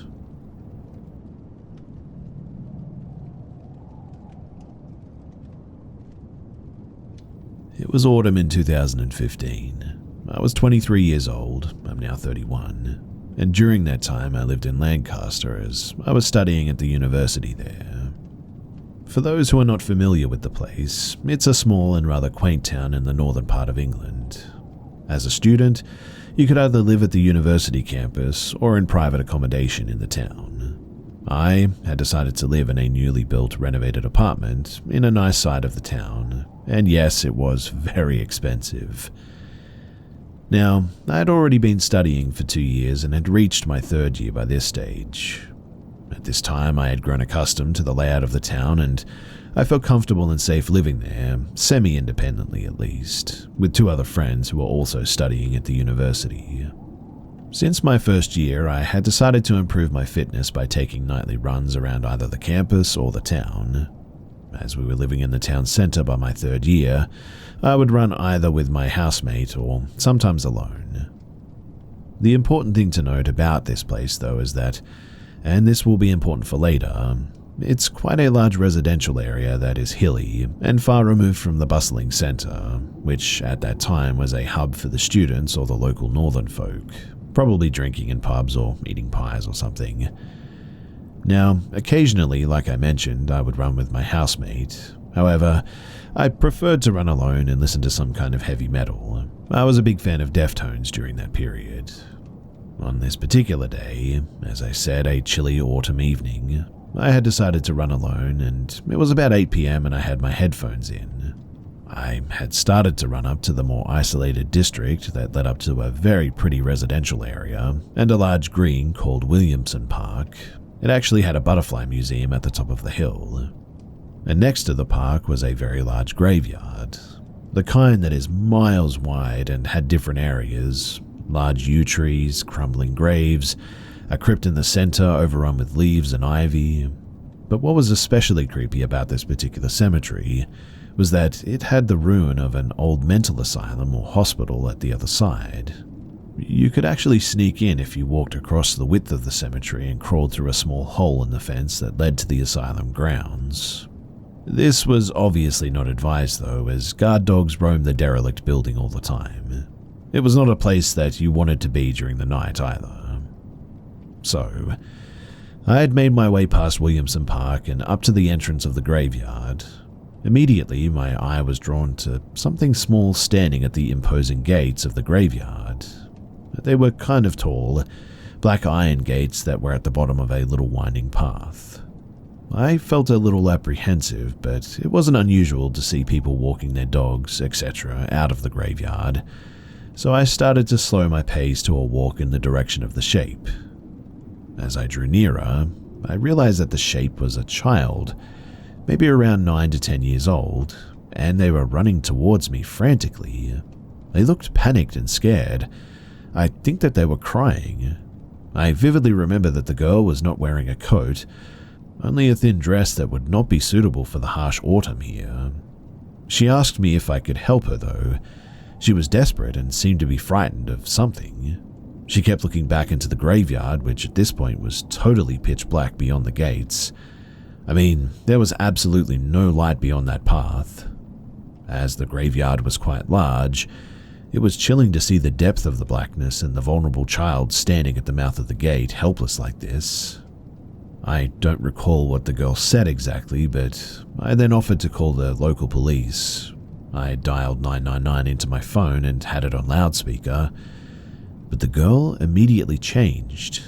She was not happy about the fact that I was calling the police. That was clear. She stopped crying and seemed angry, almost demanding, and insisted that she did not need the police to help. I reassured her that it was best to inform the police, even offered to walk her to the station, which was about 20 minutes back down the hill. And this is where the story gets weird and a little bit terrifying too. You see, the girl turned and ran back into the graveyard. She ran directly through the gates and into the eerie blackness. She didn't turn back and just ran as quickly as possible until she had completely disappeared. And it was then totally silent. I was spooked beyond belief, now standing in the darkened street completely alone. I had so many questions. Like, who was that girl? Why was she alone like this, at this hour? Why was she scared of the police? Why wasn't she frightened of the dark? Who might she be running to, or maybe from? I turned and I ran all the way back down the hill, not stopping until I had reached a well-lit, built-up area. And safe to say, I didn't run on my own again at night after that.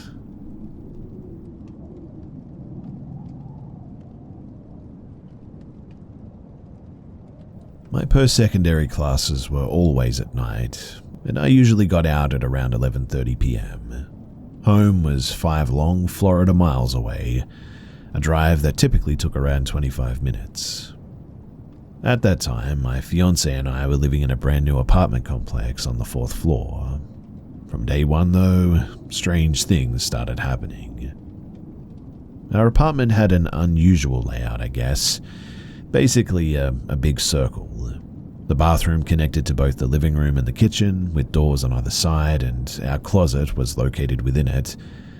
For whatever reason, too, that closet door refused to stay shut. I tried countless experiments to figure out why, but every time without fail, I'd come back half an hour later and it would always be open. Then there was our cat. He would sit in the bathtub staring at the bathroom door, letting out these low, drawn-out meows. It was unsettling, but we figured that it was just one of those weird pet things, especially because nothing else was happening at the time. Well, until it did. One night, my fiancée called in a panic. She said someone had tried to rattle the front door handle right off the door. I checked our front door camera, but there was no sign of anyone outside.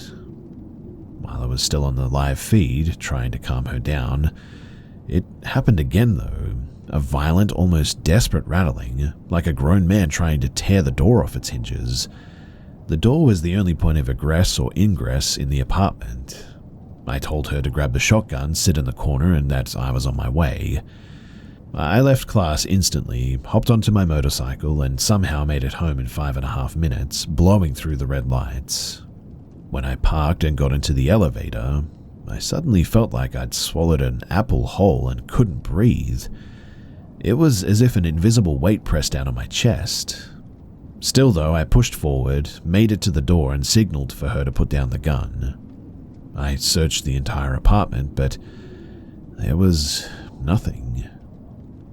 That night passed without further incident, but From that point on, everything escalated. The strange occurrences became routine. We have 2 dogs, one of which is small, older, and a white dog.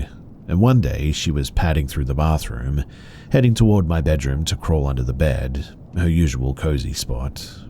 My fiancé followed her, only to find that the dog wasn't there. After a few moments of confusion, she walked back into the living room where the dog was lying on the couch, looking as relaxed as ever. Then there were the objects.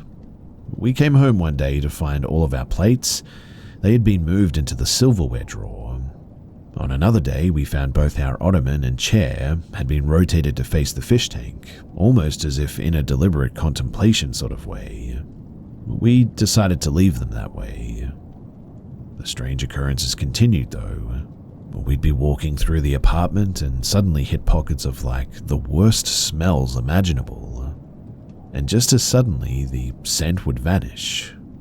We'd also hear footsteps circling around the kitchen island, even though we were alone. Things got so intense that we eventually moved our bedroom into the living room, turning the actual bedroom into my fiancé's workspace. The nightmares had become relentless, and we just felt safer being in an open space like this. All in all, it was a 0 out of 10 for us, and I would not recommend. Before this, I was a devout atheist, firmly grounded in the belief that science explained everything. But after this, now, I'm more open-minded for sure. I've come to believe that there's a lot that we don't understand about what really happens in this world, and perhaps we never will.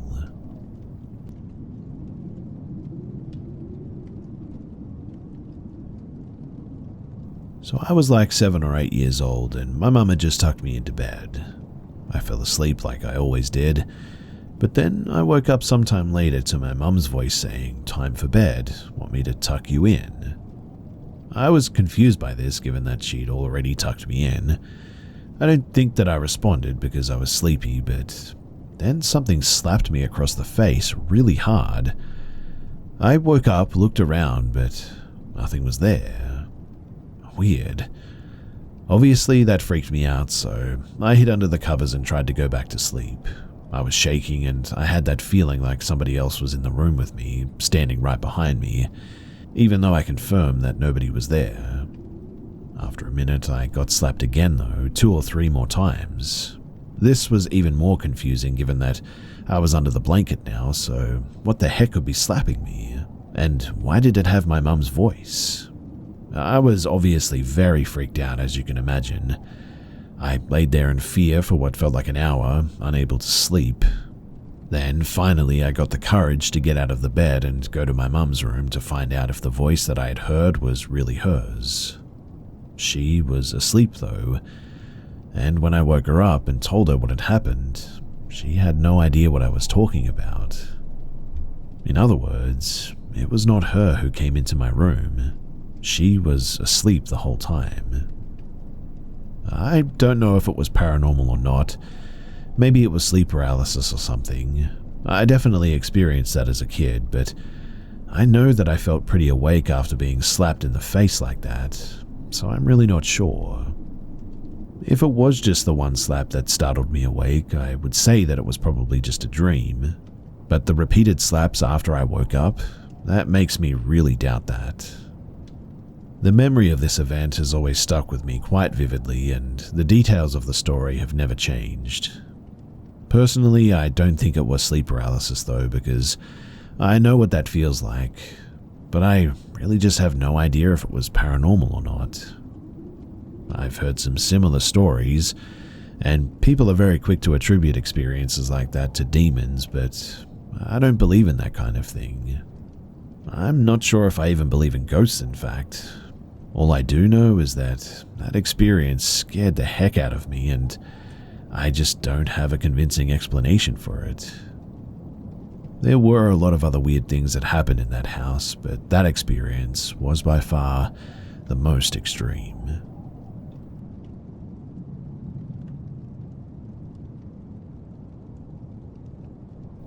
So, this isn't something that I personally witnessed. I was told this story by one of the men who allegedly saw it. For context, this guy had run with some questionable crowds and did what jobs he had to do to make money at times, if you get my drift. So he has a lot of stories.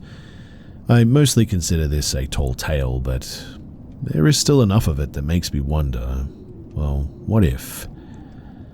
According to him though, we call him Zed, he had been finishing up some work down in Louisiana back in the late 1990s with his buddy and had a few days to kill, namely to get some fishing and hunting in, albeit out of season. One of the guys that they had worked with gave them directions to a spot way back in the swamps and marshes, or the bayou as it's more commonly called, that they could do that without risking being caught by fish and game agents. He said one of the best things about this spot was there were, oddly enough, never any alligators there. Bit of a red flag, that one for sure. Anyways, one fine morning they set out in their boat before the sun was up, navigating their way through the swamps. From what he described, this was a section that was close to the Mississippi border, routes used by smugglers to move various products across state lines. They finally arrived at the spot after a few hours and some detours, their way of not saying that they got lost, turned off the motor on their boat, and started fishing. The trees were just thick enough to prevent you from being seen from overhead, and they were essentially in a huge inlet that was somewhat sheltered from the rest of the bayou, and had the start of solid land along two sides of it. By solid land, that also meant that you could walk across 10 to 15 feet of muck that could suck your boots off before you got to the solid ground. So, according to Zed, the day was progressing and fishing wasn't going great, but they still had some beer, so they weren't inclined to go anywhere. They both noted that, as the guy had said, there were no alligators. Normally, you could spot them lurking around or sunning themselves, but they were just utterly gone from that spot, as were most of the big fish, it seemed. It was at this point that they observed a herd of feral hogs emerge from the undergrowth on one side of the lagoon and make their way to the muck that was described before, and commence to start rolling and rooting around in it to their heart's content.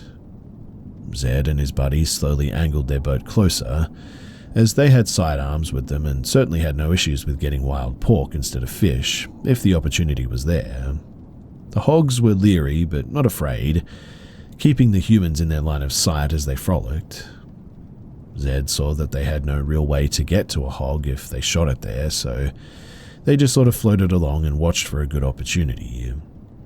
But instead, they saw something else entirely. According to Zed, that's when they saw the mud start to move. He knew instantly that it wasn't an alligator, as an alligator would be flailing around in the mud trying to reach the hogs, and whatever this thing was, it was covered in the mud. Now, the only way that he could describe it was something was pushing its way through the muck, like a mostly submerged bulldozer, creeping up on the pigs. They watched as it slowly approached a cluster of hogs who had noticed the movement, but seemed more curious about what it was than afraid. One of them, a pig that Zed esteemed was between 150 to 175 pounds, was the furthest out in the muck and made the mistake of attempting to sniff at whatever the intruder was. Zed said that, quicker than they could react, something lunged out from the muck and was suddenly attached to the pig's head and face. As the pig thrashed and tried to jump back, letting out the most blood-curdling scream that they'd ever heard, the thing was hauled partially out of the muck and came into better view. Zed realized quickly that it seemed to be an alligator snapping turtle of proportions that he had never ever heard of. I mean, he's seen the one that they keep at the Bass Pro Shop that got big enough that it cracked the tank and had to get a new one, and he said that it was like comparing a chihuahua to a pit bull. It was still partially obscured by the muck that was covering it, but Zed swore that its shell had to be at least the size of the hood from a Volkswagen Beetle. He was an extreme car enthusiast, so he knew his vehicles. His best guess on its weight was it was well over 500 pounds, and was now backing up into the deeper water, dragging the pig with it. Zed said, from what they could see, the turtle's head was so big that it was able to fit its jaw partially around the pig's skull, and its beak was now essentially acting as a meat hook. Apparently, it was about a 30-second fight to drag the pig out of the lagoon, but Zed said that it was clear that the pig just never had a chance. The turtle dragged it out into the water, and the pig made one last desperate attempt to break free. Apparently, too, hearing something scream underwater one last time is as unnerving as you'd imagine, and Hollywood really doesn't get the sound right. It then just went absolutely quiet after that.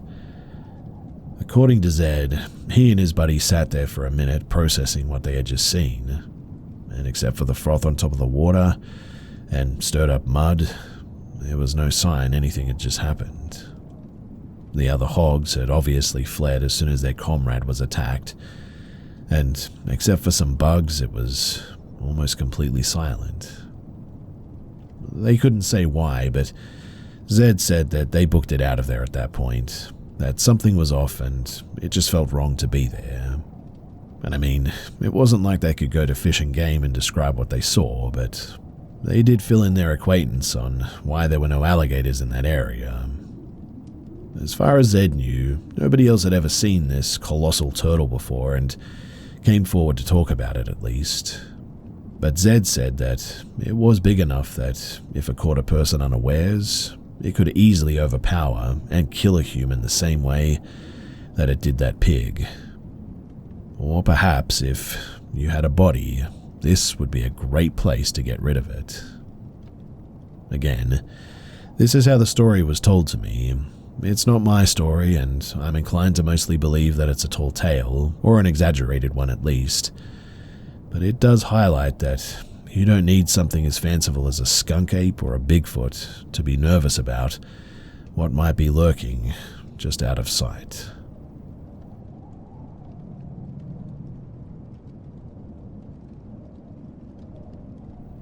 I'll start this off by saying that I grew up completely, 100% adamant that the paranormal isn't real.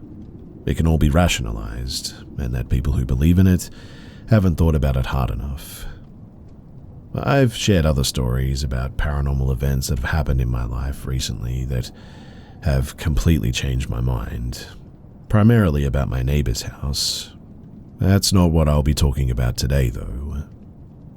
I live in the Midwest. I live in a small rural lot between a cornfield and a small forest in a camper. I've lived in this county my entire life. I know the entire county like the back of my hand, I guess you could say. This being said, I've come to the conclusion that my experiences around the rural and wooded parts of this county, that there are crawlers. I'm 100% sure of it, in fact. I've had many encounters, actually. Never back to back, but they happen frequently. There's a forest or a park in the middle of town that I always hated at night since I was little. As I got older, my cousin and I thought getting scared was really fun. We would go there at night on purpose, but we never lasted long. I always felt like I was being watched. This, on top of urban legends of people going missing here at night, made me feel really uneasy. Fast forward to a few years ago, though. I got married and am settling into life as a husband. I take my large all-black German Shepherd, Fenrir, on walks with me at night.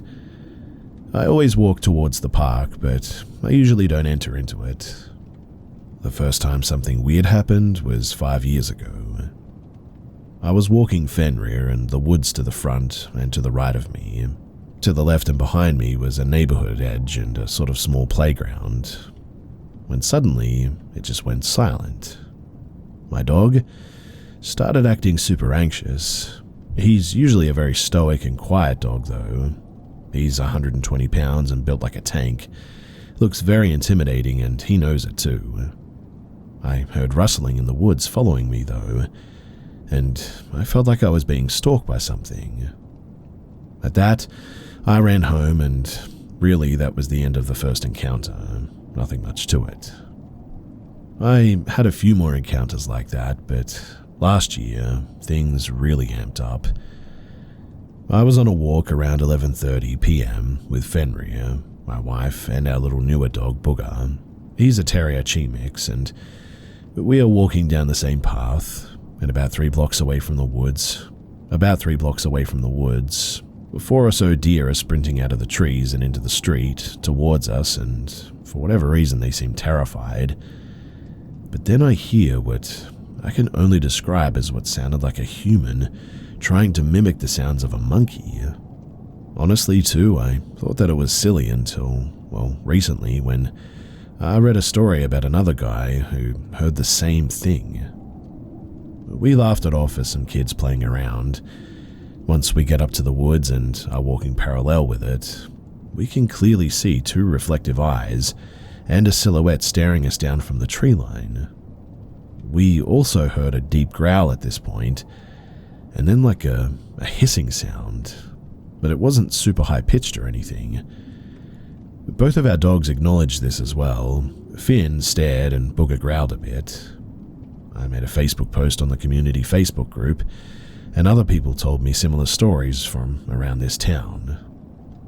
It was around this point too that I got a job as a tour guide or a maintenance guy for Rail Explorers. I'm working there again this year as well, and we start April 1st.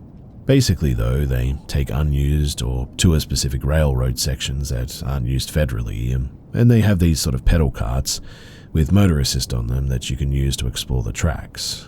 It's really cool and really fun, and the one that I work at is like 5 minutes from where I live, and it goes through the woods in an inaccessible part of the county, unless you float down the river and hike up steep loose dirt hills, that is. You go under one old car bridge, and then you go over 2 multi-100-foot length old train bridges. The first one is larger and taller, and it's about 150 feet off the ground above the forest, but the second one, that one goes over the river. Now, about 6 months into the job, and it's fall at this point, we work until midnight sometimes, with the last tour leaving at around 9 p.m., and that means that the last tour for the last 2 months of the year, they are made in complete darkness. The way that the job operates is with 6 employees. 4 get on the lead bike, and 2 get on the rear bike. From the lead bike, we drop off 1 person at the busy intersection so they can flag traffic, and 1 person gets dropped off at the large train bridge that goes over the woods. The person at the bridge gives a short safety speech to the customers, who stop and go one at a time over the bridge. The employee carts, they're much faster than the customer ones. We all have walkie-talkies, and we usually have these battery-powered floodlights on stands that we use so the customers can see us. We also have light-up safety vests as well. Now, one particular night, we were behind by 20 or so minutes, I think. Instead of leaving the depot at sunset, we were leaving at dusk at this point. I was stationed at the high bridge, and by the time that we reached the bridge, it was pitch black, aside from the stars providing a little bit of light. My co-workers, they dropped me off and waited with me until the first customer arrived. I gave the little speech to that first cart of 4, I chatted with them a little bit. I was basically trying to buy some time and wait for the next customer cart, so there wasn't a massive gap for my co-workers who have to flip the bikes around. And after a few minutes, I let these customers leave and I was alone. I must have been alone for 20 minutes, I would say. I used the radio so many times, but it was pretty much static for everybody for whatever reason that night. One of the only times we've ever had any issues like that as well. But I kept seeing, movement in the tree line. I kept hearing fast footsteps all around me in every direction. I had the floodlight on above my head, so everyone and everything could see me, but I couldn't see anything outside of it. I turned the floodlight off and used my personal flashlight, and I could have sworn that I kept seeing quick glimpses of pale skin moving quickly. But right when I started seeing stuff, I could hear the next customer car coming close, so I turned the light back on and I waited for them to come around the corner. When they pulled up, I noticed that they had a little boy with them, and he's scared of the dark apparently. I'm terrified at this point, mind you, but have to act appropriately, even more so because of this boy. I really don't want to scare him. As I'm finishing my speech, though, I hear movement right behind me. I spin around with my flashlight on instinct. The poor kid, I must have frightened him too. I told them that it was probably just a deer and that they are good to go across the bridge. That same night, the person stationed at the intersection, this isn't like an in-town intersection, it's very rural. It's right next to a massive cornfield. He's Native American and was very in tune with this culture. And he told me privately a few weeks later that he heard rustling in the cornfield, and whatever was out there was apparently whispering his name and trying to get him to come into the field. He was also without communication for about those 20 minutes, but he wasn't in the woods and he could see a lot better than me. Another time, me and that same co-worker were headed back to the front cart. We were a ways ahead, so we stopped the cart in the middle of the high bridge. It sounds scary. I am a bit afraid of heights, and this bridge has massive gaps between the planks that you could definitely slip through, but after doing it so often, I guess you just get used to it. In any case, it was a clear night that night, and we were watching the stars and just small talking. But then, it goes really silent. We're about 100 or so feet in the air above the woods, mind you. We can hear for miles as well. The dogs barking across the river 2 miles can be heard without even seeing the houses. But then, we hear what sounds like a human mimicking a monkey noise again, and we hear growling.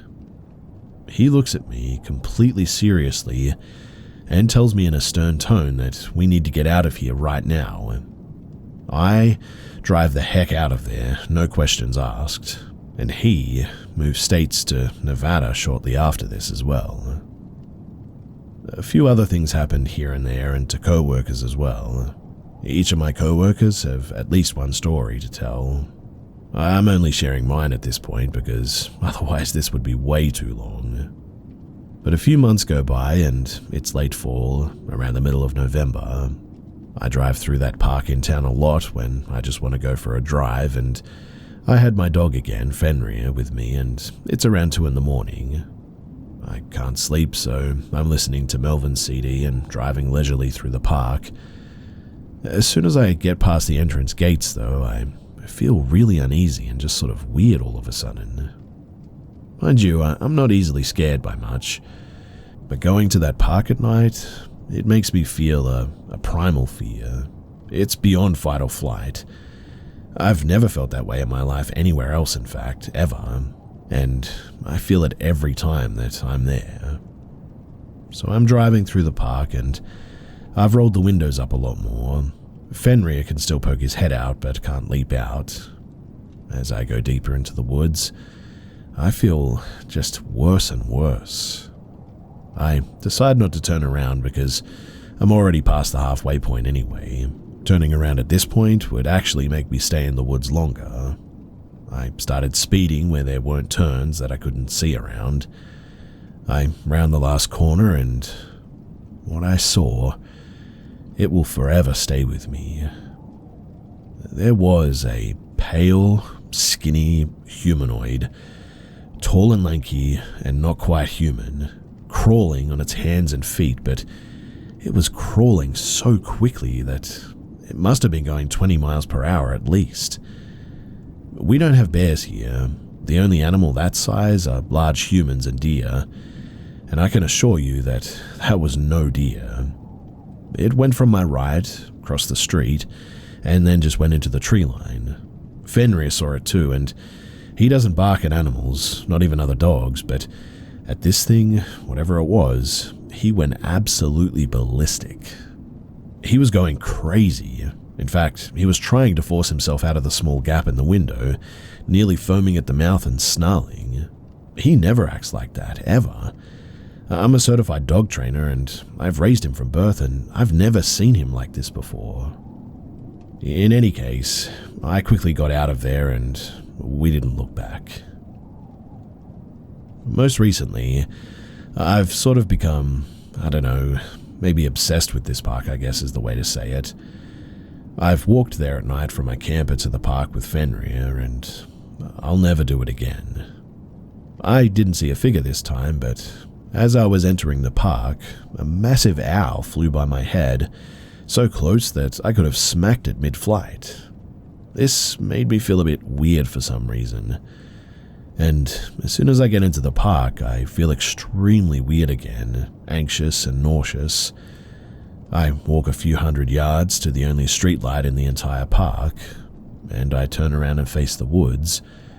Me and Fenrir stand there frozen for like 10 minutes, because the silence was, again, absolutely deafening.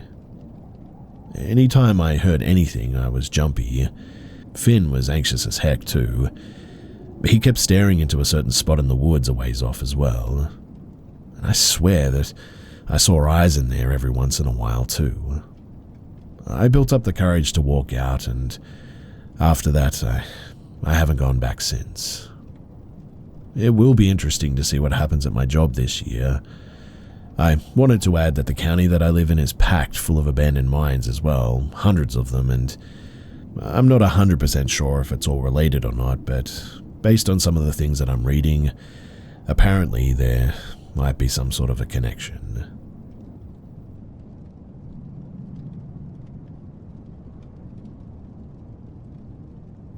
For a little bit of background, I'm a 24-year-old female who loves scary stories, horror movies, true crime, etc. It takes a fair bit to scare me, though I haven't actually experienced many terrifying or life-threatening events, fortunately. This was during the middle of August in northern Texas, summer of 2023.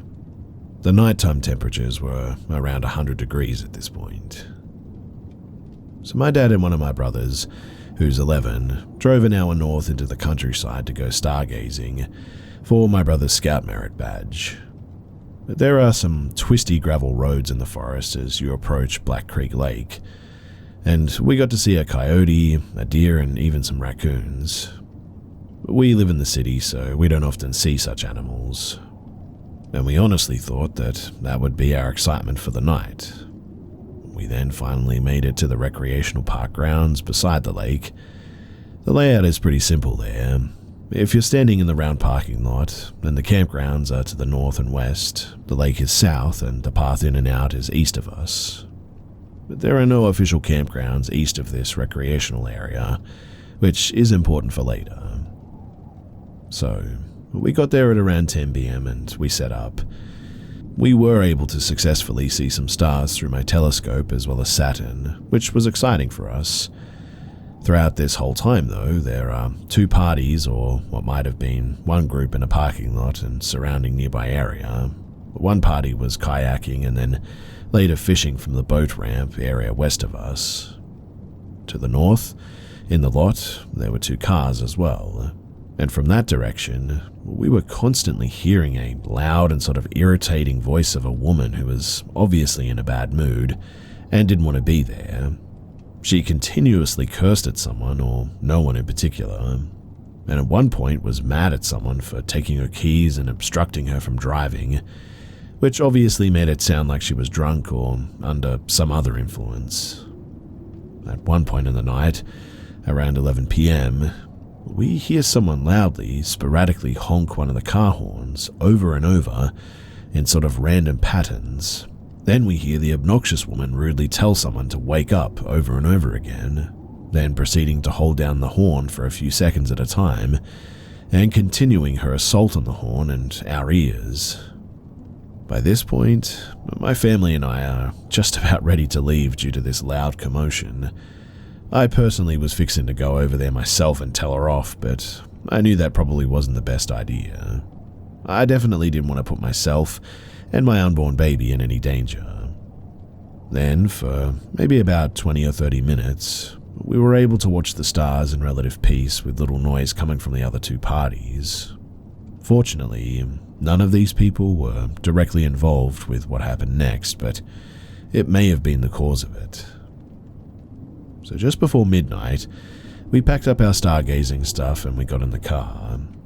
Now, the gravel path to the exit is up a sort of slight hill or slope, meaning from the parking lot, you really can't see past where the path goes up and around a couple of trees. We drive up the hill, and just as the headlights come back down to illuminate the path in front of us, and the trees to our right side, it was right then and there that we see a man wearing only black shorts and no shirt.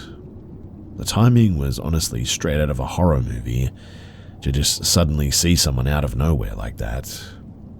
He must have been in his late 20s or maybe early 30s, and had short dark hair. Just as the light hit him though, he was standing and walking right there, just to the right of our car in front of us at a very close distance, only a couple of feet away I would guess. But the guy, he had been walking towards our direction, and upon seeing us quickly raised both of his arms to flip us off with both hands. He keeps his hands and arms raised and is quickly and loudly saying something to us with anger or something in his voice. We couldn't understand what he was saying though, since we had the radio on and all of this happened so quickly. The second the man saw us though, he started walking toward our car quickly. My dad was driving slowly initially to avoid the agitated man, thinking that he might need help. My dad, in a sort of confused voice, says, "What is he doing?" But I just reply with, "No, go, go, go," and we sped off. I knew that this was not a situation where we needed to stick around and ask questions. It freaked me out a little bit imagining what would have happened too, if the guy had reached the car a few seconds later, if we hadn't have sped off like that. I'm not very familiar with my dad's car, and it scares me that I might have ended up pressing the wrong button to lock the door or whatever, and the guy could have opened it and done who knows what. We left and we never had anything else happen, but we did wonder who that guy was and also where he came from. The direction that he was walking from had no official campgrounds, only the forest. Maybe he lived in one of the scattered houses in the woods that we'd passed by on our long journey there. I wondered why he had been walking in our direction, toward the recreational area. My best theory is that he wanted to confront the group that had been honking the horn and waking up the entire forest, but upon seeing our car leave, maybe he thought that it had been us making the racket. Even if that's not it, or the man needed help, which is not likely considering his reaction to us, I couldn't help but feel an immediate sense of danger upon seeing him. I really hope that no harm came to those two other parties that night, but honestly, he was sort of heading in that direction, and it wouldn't surprise me if there was some sort of a confrontation, or, who knows, maybe worse.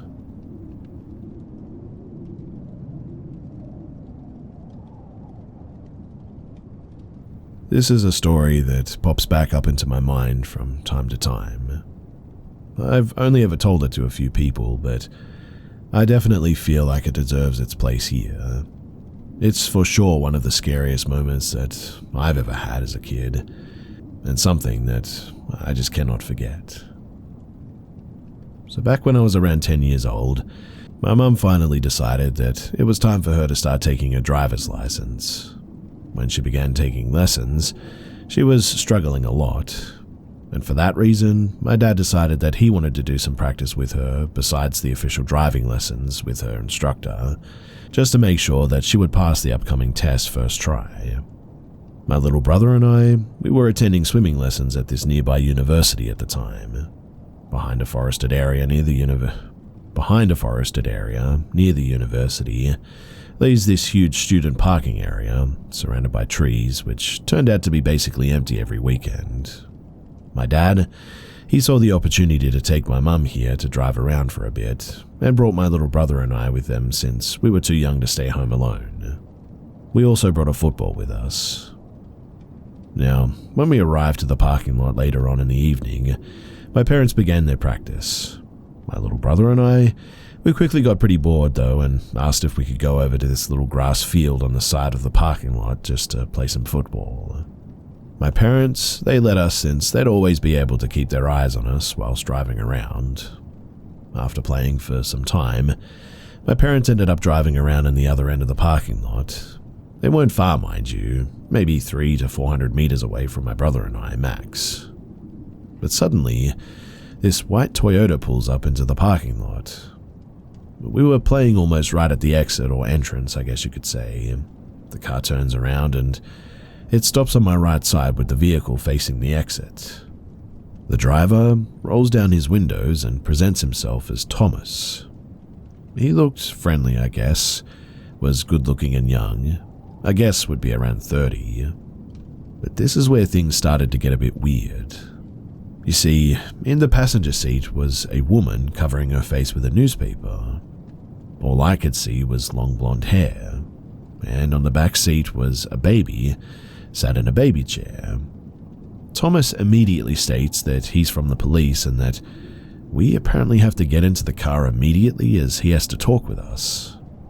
My brother actually took 2 steps towards the vehicle, but I stuck my arm in front of his chest as I was sensing something was off. The woman was still covering her face at this point, not saying a word. Thomas then raised his voice and told us once again to get into the car or else he'd have to come out and get us. My brother and I, we just sort of froze out of fear. Suddenly though, the woman put down the newspaper, showed her face and told us in the most calm motherly voice to just listen to the man. The woman looked young, pretty, and like a person who honestly wouldn't hurt a fly.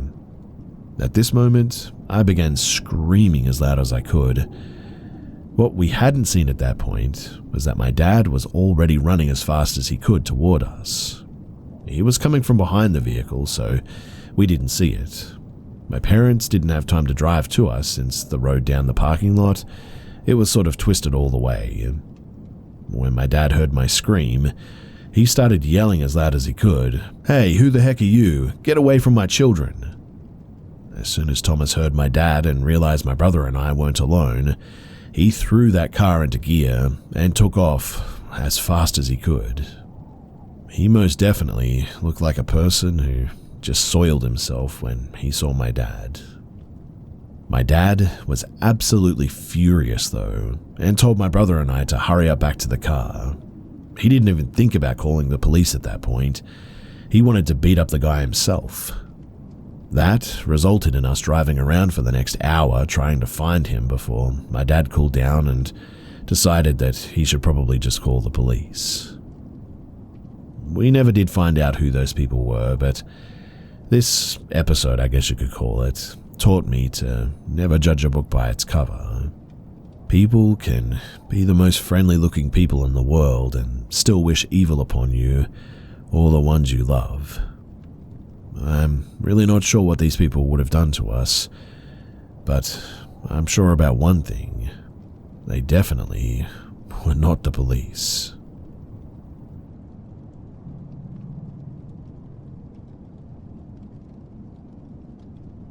So, before I start this post, I'll say that I was very young, but my mother recalls the experience quite clearly herself. I'm not really into cryptozoology at all, but I am curious if this is a common sighting, or what exactly my mother, father, and I experienced. This was along Route 66 going from Texas into New Mexico. We were heading to my great-grandfather's funeral back in 2005, in the middle of the summer, and I was 10 at the time.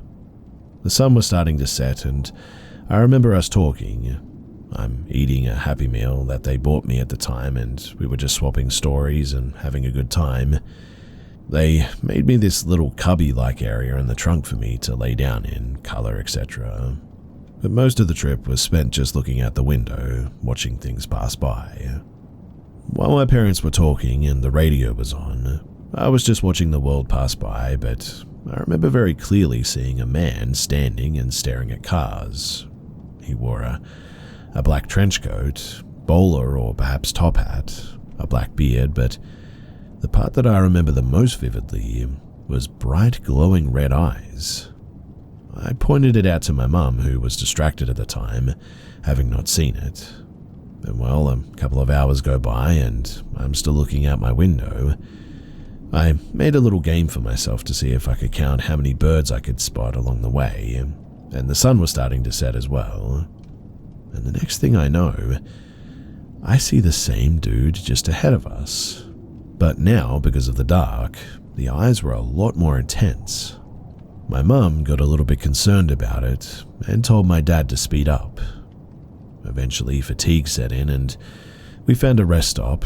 It was pitch black there, like the kind of dark that you can't even see your own feet in without a light, and we were all just trying to sleep at this point. I had to go to the bathroom and my dad walked out with me as I was rather freaked out by the sighting earlier, worried that the guy would come and grab me. As we got out of the car, I remember my father staring off into the distance and told me to hurry up, though keeping his usual calm demeanor. When I finished and got back into the car, he started it for some reason and we took off again, driving to stay in a motel instead. I asked him and my mother about it recently as we were just reminiscing together about trips that we'd taken. And when I asked my dad why he had us go to a motel, he claimed that it was because he saw the same pair of eyes staring at us from a hill near where we were, above a sort of rocky outcrop. I never saw those, so I can't confirm either way, but my dad is certainly not one to make up stories like this. So, does anyone have any idea or stories as to what exactly this could have been? I remember the eyes so vividly, it's burned into my mind, as well as him being out in the desert heat with a heavy trench coat, and, well, I'm not sure. My dad swears that it was the devil. My mum thinks that it was a chupacabra of some sorts. I myself am not really sure what it was. Any thoughts would be appreciated. As I said, this was over 19 years ago and I haven't seen anything since then, as I live far away from Route 66 now, and to be honest, I have no plans of going back there.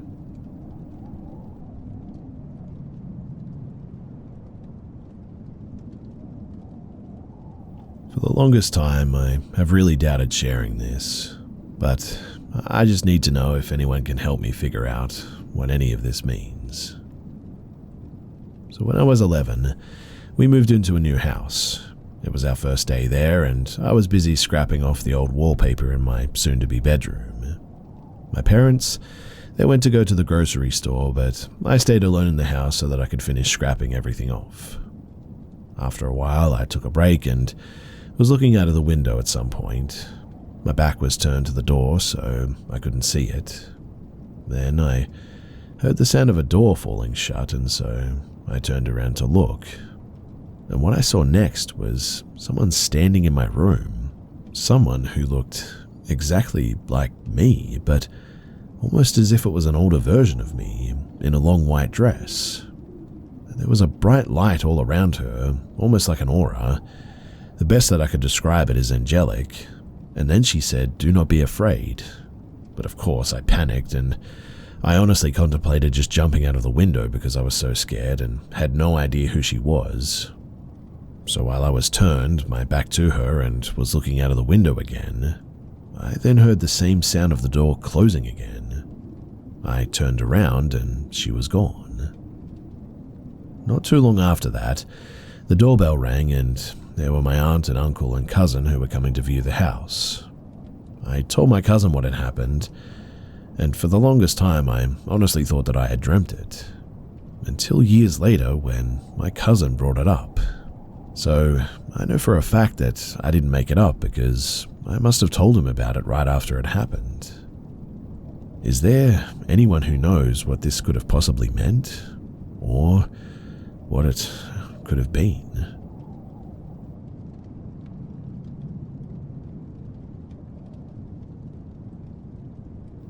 I've had a weird one that's been stuck with me for a while, and I really don't know how to make sense of it.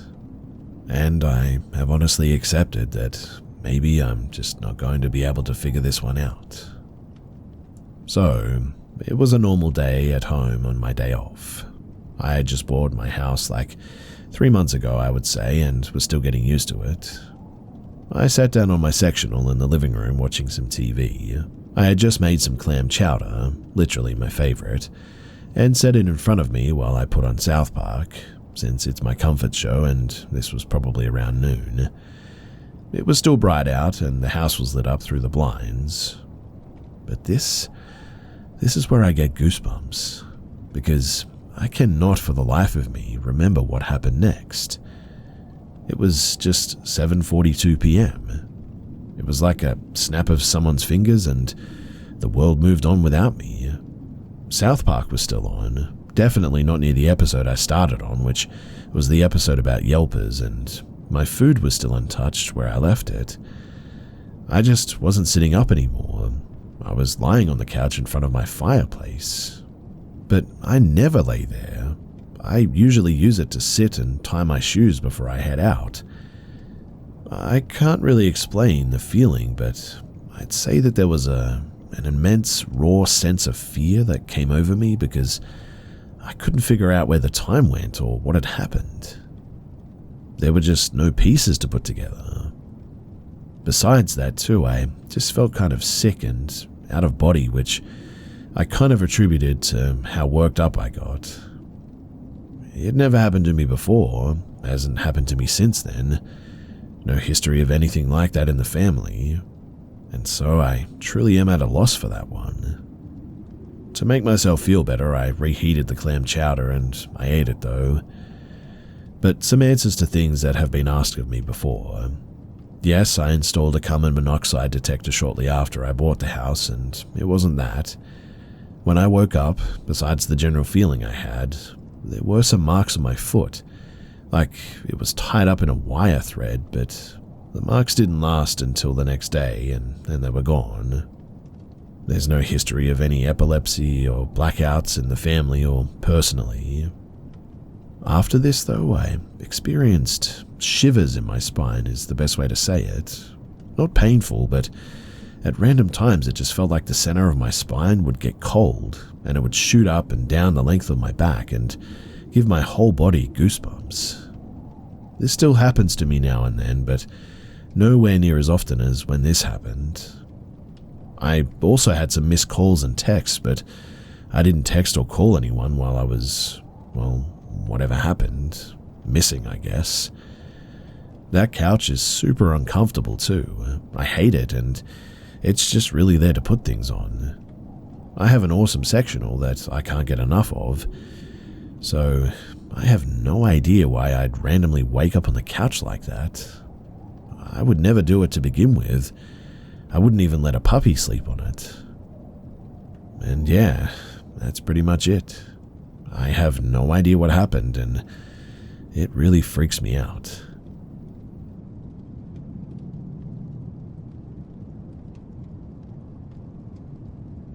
It was 2009-ish. I was living on the road for 2 years at this point, hitchhiking and riding trains. I was a dumb 18 to 19-year-old. I had been all over the country, West Coast multiple times, Southwest, and decided to see the East Coast at this point. Went to Florida, and went to a small festival there too. It's called a rainbow gathering. They're kind of like the big meetups of traveler kids, old hippies, tramps, these kinds of people. They're always in state parks or national parks. Rangers will patrol it, and police sometimes show up, but for some reason it's allowed.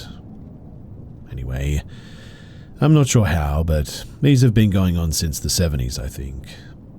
Some people who show up are pretty hardcore train hopper gutter punk types, and some are super chill Christians who will wash your feet, literally. It's a very unusual festival, I guess. There are smaller regional gatherings and a big national gathering where thousands of people show up. Kind of the poor man's Burning Man, I guess. Huge fire pits get dug out, elaborate latrines, hundreds of drum circles. Free food is constantly made from kitchens, which are just camps devoted to making food for all of us bums. And well, I met some friends at a smaller regional one in Florida, and we parted ways never thinking that I was going to see them again. One was named Anna, and we sort of hit it off a bit. I hitchhiked north all the way upstate to New York. When I caught wind of the national gathering, which was going to be in Pennsylvania, I figured that I might as well go. I got to this gathering early in the Allegheny National Park and helped set up, trying to meet people, kind of looking for my group, I guess, not sure where I was going to be camping. One day, though, I ran into Anna, who I had met in Florida. Me and her had some spiritual conversations in Florida, talking about fairies and UFOs and whatnot, and she had some unusual stuff happen to her when she was a kid. So, she and her buddy had just gotten to Pennsylvania, and we decided the three of us were going to team up. We noticed a ton of people showing up to this thing. It was getting really crowded, so we decided to move camp to a more remote area. We chose a spot off the main trail, which goes from the parking lot to the gathering. It's a couple of miles long, and there's a lot of foot traffic going up and down there, people going in and out of the festival, but we had some space. Now, this happened around dusk. Me and Anna, we were sitting by our little twig fire, stone cold sober. Alcohol isn't really allowed at a gathering like this. It does still get in, but there's a camp at the parking lot called A Camp where all the drinkers stay. There is, of course, other drugs at these festivals, but me and Anna and her friend just weren't into the whole drum circle scene. We had just gotten done having a deep talk about spirituality when we started to feel hungry and stood up to start heading down to the main circle, which is where everyone can get one big meal a day. We're standing up when Anna says, "Hey, do you hear that?" And I said, "No," and just kept putting out the fire with my foot. And she was like, "No, hey, shh, listen." So I stopped and I could hear the sound of someone walking through the forest. The thing that was weird about it, though, was that it was coming from a direction where there was no festival. So the festival was down below us about, I don't know, maybe a half mile if we were looking down the trail. And this sound was coming from our left, where it's just hundreds of miles of Pennsylvania woods. The parking lot is way up the trail, a few miles behind us. And it was odd because it sounded like a person speed walking toward us. I didn't think deer because they wouldn't be coming up to a fire pit. I genuinely thought it was just some lost hippie, I guess. As this sound was getting closer, there were some people walking down the trail and some walking up the trail. There's a sort of weird custom called Nick at Night. If you yell Nick at Night, a dude with a tin can full of tobacco will find you and roll you a cigarette. There's about 10 of them sort of just walking around, and their sole job is to maintain everyone's nicotine habit. They get a ton of donations from A Camp. So anyways, these two groups run into a Nick at Night kid, and now are all sort of standing together on the main trail talking about 10 meters below us, oblivious to us. So while that's happening to our right and below us, the sound of someone walking from our left has gotten so close now that really we should be seeing who or what it was, and there just wasn't anything there. I was sort of frozen, I guess, kind of stuck in a state of confusion, and I think Anna was too. No fear, just why aren't we seeing this person? We could visibly see leaves and dirt being kicked up too, like there was an invisible person power walking by.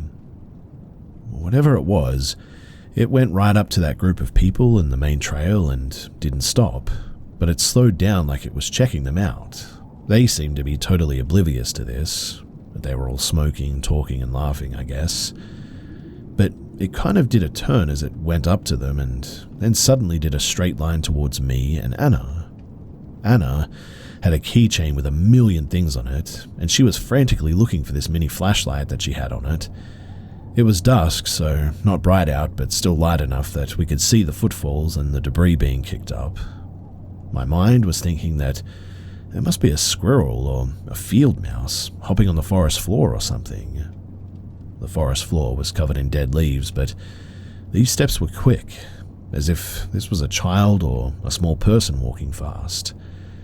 It's hard to explain this, and I hope you get the drift, but this thing, it came right up to us. I am standing to the right of our smouldering fire, and Anna to the left. I could hear her just struggling with this keychain. It came right up to me, probably 5 or 6 feet away. There was nothing there though, but it did the same thing with the group. It slowed its pace like it was checking us out, like a slow trot. And as it went by, Anna said hey, and shone the light where it was. There was nothing to see, and whatever this thing was, it instantly took off up the hill. Just absolutely took off. It was incredibly fast. The footfalls became like a machine gun. If I had wanted to run after it, there's no way I could have. But a second later, me and Anna took off running the opposite direction, past that group, and just kept going until we were at the bottom. A funny thing happened too. There's people at these gatherings who spend the whole month naked. They'll roll around in the mud and just look like mud people for the whole festival. One of these people we had seen around was a 7-foot giant of a man, probably 400 pounds, naked, covered in mud and leaves. Me and Anna are in full flight mode, and at this point, it's dark and we run right into this guy. It absolutely terrified us initially. Anna screamed and then we all started laughing, and I guess that sort of cancelled out the panic. We went to go and find our other friend, and it was weird because Anna was still pretty scared and she kept saying that it was because of her. Like, she had a weird fairy or alien situation happen to her as a kid with her mum, and she felt like whatever this was because of her. I don't know about any of that, but she did not want to talk about it after, and I just could never get her to elaborate any further. Me and this other friend, we were all about it, and we went back up there. Anna said that she wasn't going and wanted us to pack up the tent. And we'd sort of hung out, tried to look for tracks with our lights, listened, but nothing else ever happened. Honestly, I've gone from thinking that it was an alien like a grey to maybe a ghost or maybe a fairy or a gnome. One person said that it could have been a pukwudgie. These are like Native American gnome things that are tricksters and can turn invisible apparently. They're supposed to be in that area allegedly, but again, I don't know much about any of this stuff. All I know is that there was something invisible walking there that day, and I saw it with my own eyes and heard it with my own ears.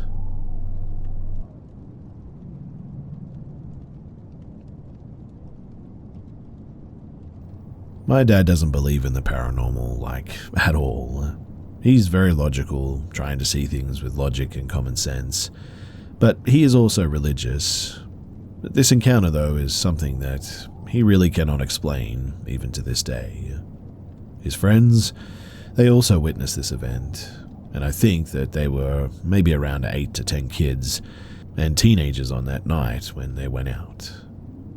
This encounter happened in Greece, in the Greco-Turkish border area during summer of 1969. The summer of 1969, the village my father was living in recently electrified that time, receiving power and commodities like street lamps.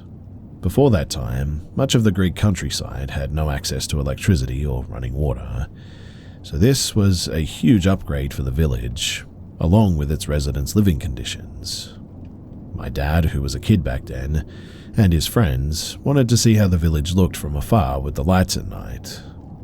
The area was pretty safe at the time, with no wildlife like wolves or bears around. There were also no real threats from people that existed at that time too for them. Parents allowed children to wander as much as they wanted, and children always came home safe.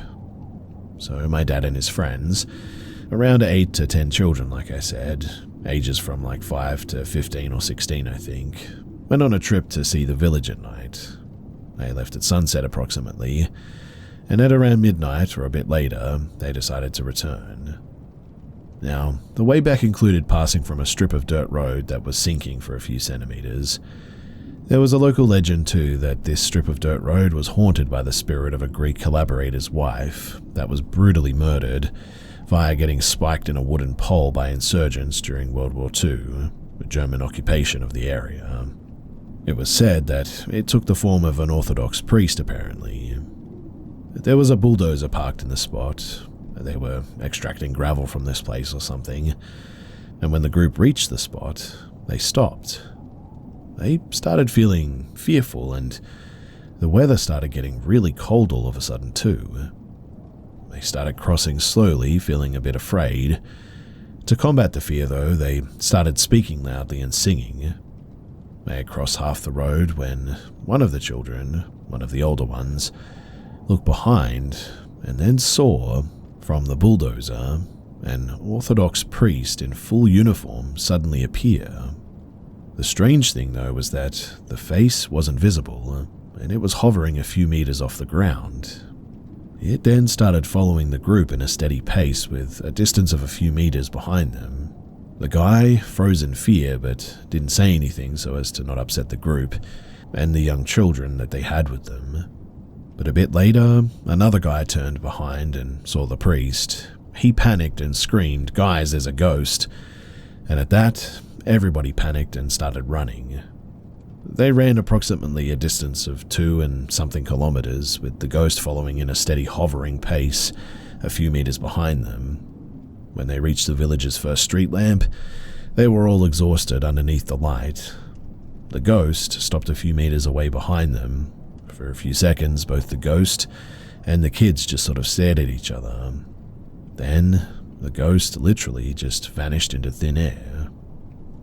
Others had also seen the priest with the same description and characteristics at the time. It was a well-known legend from that time, and there are no modern reports or encounters with this specific ghost today, though. Some of the children died in following years due to old age or medical problems, but some are alive today, being grown-ups obviously, and have confirmed the story to be true to me, recalling the same events my father has told me. I think 2 or 3 others have actually confirmed the story. The area today is heavily guarded by border police and the military as well, and it's almost impossible to go to at night. It's also extremely dangerous due to illegal immigrants crossing the border with reports and incidents of robberies, etc., making an excursion to the site virtually impossible, and also extremely dangerous.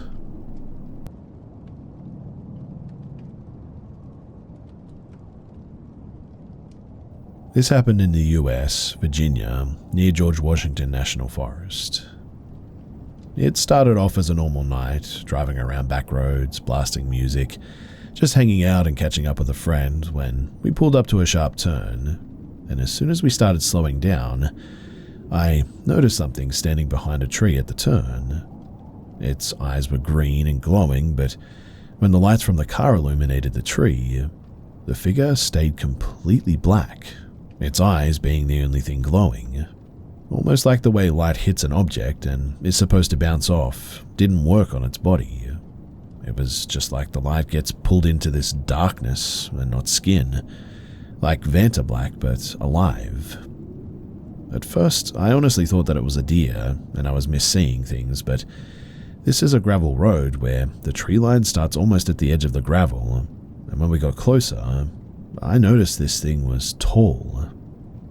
I'm not sure if it had antlers or if it was just the branches without leaves, but I'm 6'2" and this thing was as tall as me at least, probably even taller. I didn't say a thing because, quite honestly, I thought that I was hallucinating or something. And well, my friend took the turn slow because it was basically a right angle and then stopped. When she stopped in the middle of the road, she turned the music off and asked, "Did you see that?" I said, "Yeah, I thought it was a deer at first, but it looked way too big to be one." She said that she was thinking something similar, so she started looking for her flashlight while I grabbed the baseball bat from the back seat. We got out and it had to have been at most 2 minutes that passed since we stopped. We walked to the same tree that we thought that we saw this thing, and we didn't see anyone or anything. We looked around for quite some time, but there was nothing. The tree that it was behind was quite small though. I mean, if you were a pretty big guy, it would barely cover your shoulders, if you were trying to hide behind it, that is. And for sure it would not cover your belly, your nose, your butt, or anything like that if you were standing alongside of it. And well, at that, we got freaked out. We didn't hear anything like leaves rustling or sticks breaking from someone running, so we went back to the car and We left to go to our smoking spot for the night. It's basically just a pull-off down the side of some gravel road, but a little ways down where no one can see you. We got out of the car and I started drinking again, and then we heard what sounded like coyote howls and leaves rustling around us. So, being dumb 20-year-olds, we just opened the doors from the car and turned the music on full blast to try and scare them away. I went to pee at the front of the car, and when the music started blasting, we started dancing together in front of the headlights. We laughed about the fact that we were dancing right where I had peed, and we had a pretty good time. But I must admit, the whole time it just felt like we were being watched by something. That feeling you get when somebody's staring at you was just always there. But I guess we really didn't care at the time. I drew a picture at work the next day and I sent it to her, and she said it kinda does look like what she saw, but that she didn't want to talk about it anymore. I still don't know what it was, but I'm glad that she was sober because I thought that I was just seeing things. She still lives near where this happened and says that she hasn't seen it again, but later on in the winter, we went sledding at night. We work night shifts, so she usually does random stuff in the dead of the night, near her house, and when we were walking down a trail to get to a bigger hill, we heard loud bangs like a door being slammed open and shut. There was a full moon that night with snow on the ground, so you could still see pretty well at night, and there was a house on the top of the hill I noticed when I looked up. So I asked her if she thinks that her neighbors are mad, and well, then she told me that her neighbor had died recently, and that no one lives in that house now. We walked back to her place eventually, and we just kept sledding there instead. No feelings of being watched that time, but it was kind of weird to know that somebody had died in that house and we had seen whatever we saw that night not long ago.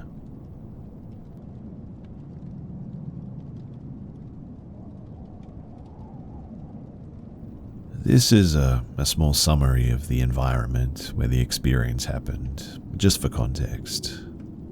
I grew up with toxic parents, and I developed depression through the years and cried a lot in the corner of my room.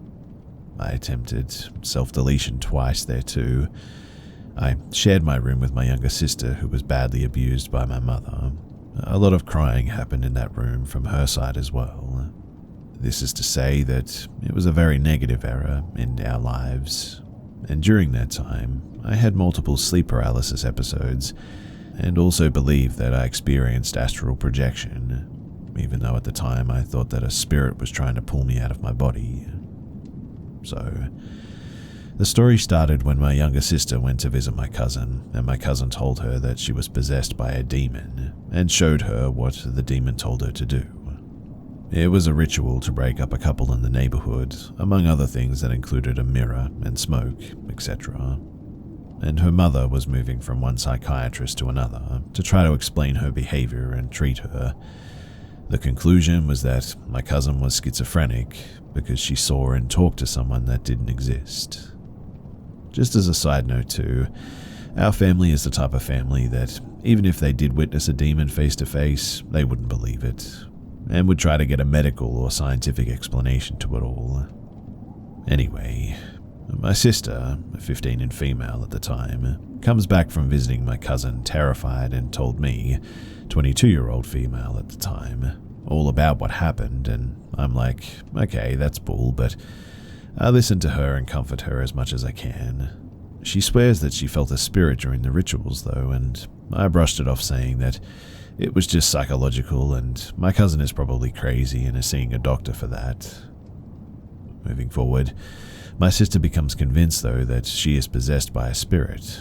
She tells me that the spirit tells her things to help her, warn her about things and guide her. She starts not eating as much as she was and starts avoiding the bath. And after a while, the whole room starts smelling like rotten flesh. I would push her into the bathroom and force her to take a bath every week or so and deep clean the room every week, moving furniture, scrubbing walls, and the smell was only getting worse, and it was mostly coming from her side of the room. I was convinced that her hormones and the lack of showers were the reasons, so I was making sure to shove her into the bathroom at least twice a week at this point, deep clean the room and provide all kind of deodorants and perfumes to her. The smell, though, was getting worse, and her behavior was getting worse too. Weirdly enough, too, she would know when my father would come home exactly by the minute. She would know as if it was a pop quiz. She would know where someone was going and why, and she would be able to talk pretty much anyone into doing whatever she wanted. There were a lot of weird things too, like she would always wake up tired, having the deepest black eyes and a lot of bruises as well. We ran all kind of blood work on her to fix it, but it all came back normal. She would find dead rats in her purse and other weird things too. So now to the experience. That night my sister, little sister, aged 5 at the time, came to sleep with us in our room, and I was in the living room studying until really late. By 2 a.m. or so, I decided to go to sleep, and I just had this weird feeling that I should avoid my room and that I should just stay away, but I brushed it off. I went to my room, and when I opened the door, it smelled horrible, like something had died in there, and there was no air, like it was hard to breathe. I opened the window to let some air in, but I felt no change. I stuck my nose in the window to breathe some fresh air, but there really was none. I decided to sleep anyway, and my body was screaming at me to leave the room. I grabbed my pillow and was going to the living room, and then I thought, no, spirits and ghosts are not real. This is all my little sister being terrified. The smell must be from the furniture being damp, and we just need to replace it and just figure it out in the morning. So in the end, I turned around and I stayed. I felt the air become very heavy when I laid down. I moved, and all of a sudden, it's hard to explain, but I felt like my hands were not mine. So I touched my body, and I felt as if something or someone else was touching me. It was freaky, and I opened my eyes, and it was then that I saw this giant black figure standing right at the end of my bed. It was so big and so black, like no light could be shed on it. I blinked and it didn't go away. I was like, okay, I'm very tired from not sleeping enough. This must all be in my head. So I turned my back to it and I tried to get some sleep. Now, I was sleeping eventually when I transitioned into what I believe was a dream. I woke up and the demon was there, very black, and an evil feeling was coming out of it. I ran to wake my sister, but the demon blocked me. So I ran to the door to find my mother, and I knocked on her door until she opened. I told her about what was going on, and she didn't care, and the demon was coming after me, so I ran to the bathroom to hide. And there I saw a flame in the mirror, so I ran back to my room, but I couldn't open the door anymore, so I just kept banging on it until I forced it open. And then my night lamp exploded and I woke up. When I woke up, I was obviously terrified, but the room just didn't smell as bad as before, at least as bad as when I went to sleep. And there was more light in the room instead of the pitch black before. I didn't go back to sleep that night. I stayed awake all night until the morning when everybody woke up, and I noticed that my sister was barely walking. She said that she was extremely tired and was bruised more than usual. I also noticed that the room door wouldn't close anymore. It had moved horizontally and somehow it didn't fit the door frame anymore or something, and nobody knows why. My lamp, it had actually exploded, and my curtains were on the floor, and I noticed that they were pulled from the wall as if somebody had used a hammer to knock the hanging rods off. It was very weird, but I kept saying to myself that everything must have an explanation, until I went to have my breakfast. My 5-year-old sister said that she saw me and said, "Hey sis, there was a fairy just messing with your tummy and playing with it like with Play-Doh." I asked what fairy and what she meant, and she said the flying black fairy, he is a fairy because he can fly. I asked her to describe the fairy, and she said that it was scary, so when she saw it, she just closed her eyes and started praying to God. More things happened afterward, like knocking on the walls, someone choking my mother for a few seconds. She was speaking about it randomly at dinner. My sister got even weirder until I moved out. I heard that my cousin, who was diagnosed schizophrenic at the age of 19, actually had a religious exorcism performed on her, and that afterward she wasn't seeing anything weird or talking to any invisible beings anymore. Her psychiatrist couldn't keep her on medication and said that she was spontaneously cured from schizophrenia afterward, after less than 2 years of being diagnosed. My cousin reached out to my sister and took her to the same exorcist, and now she's also fine too. The smell left the house, and we just never really talked about what happened. The house was blessed, and that was it. Like I said, we're not a religious family by any means, but it was like trying everything just for the sake of it, and I'm still a bit of an agnostic, I admit, but the experience definitely changed and shaped me. My mother talked about things that she experienced in that house too, but we never shared our experiences with her because, to be honest, I just don't think that she would believe us. Anyway, I would love to get your thoughts on what you think it was. Was it demonic? Was it a ghost? Was it nothing at all, and was it all in our heads?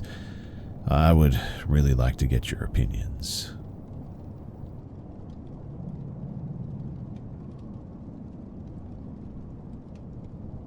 This happened when I was a kid, and I double-checked the story with my family just to make sure that I have the details correct.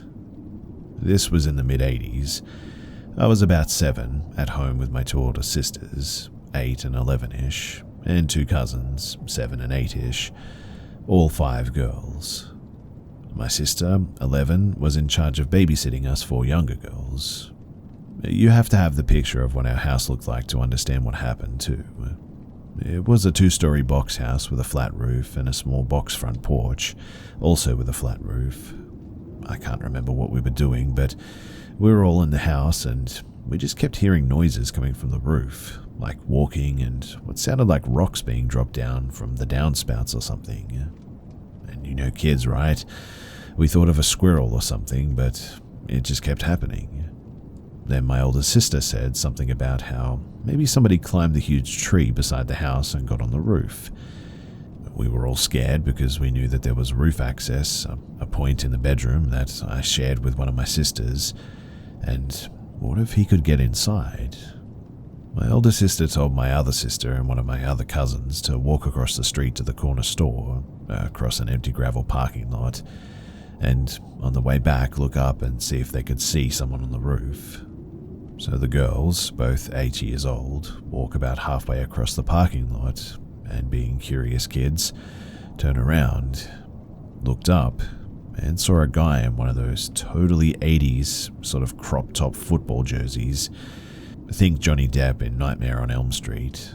And he was crouched down on the roof just staring.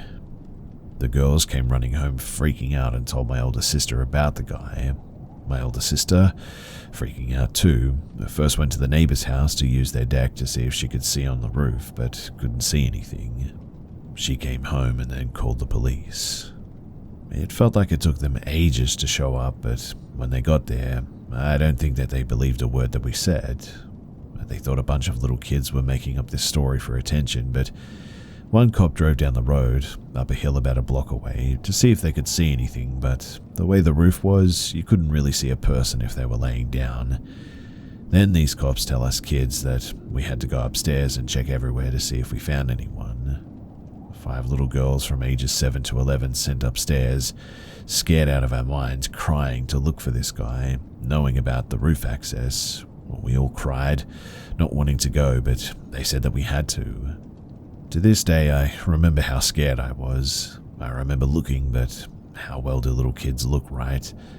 The cops didn't listen to us, didn't even check out the house, inside or out, and left.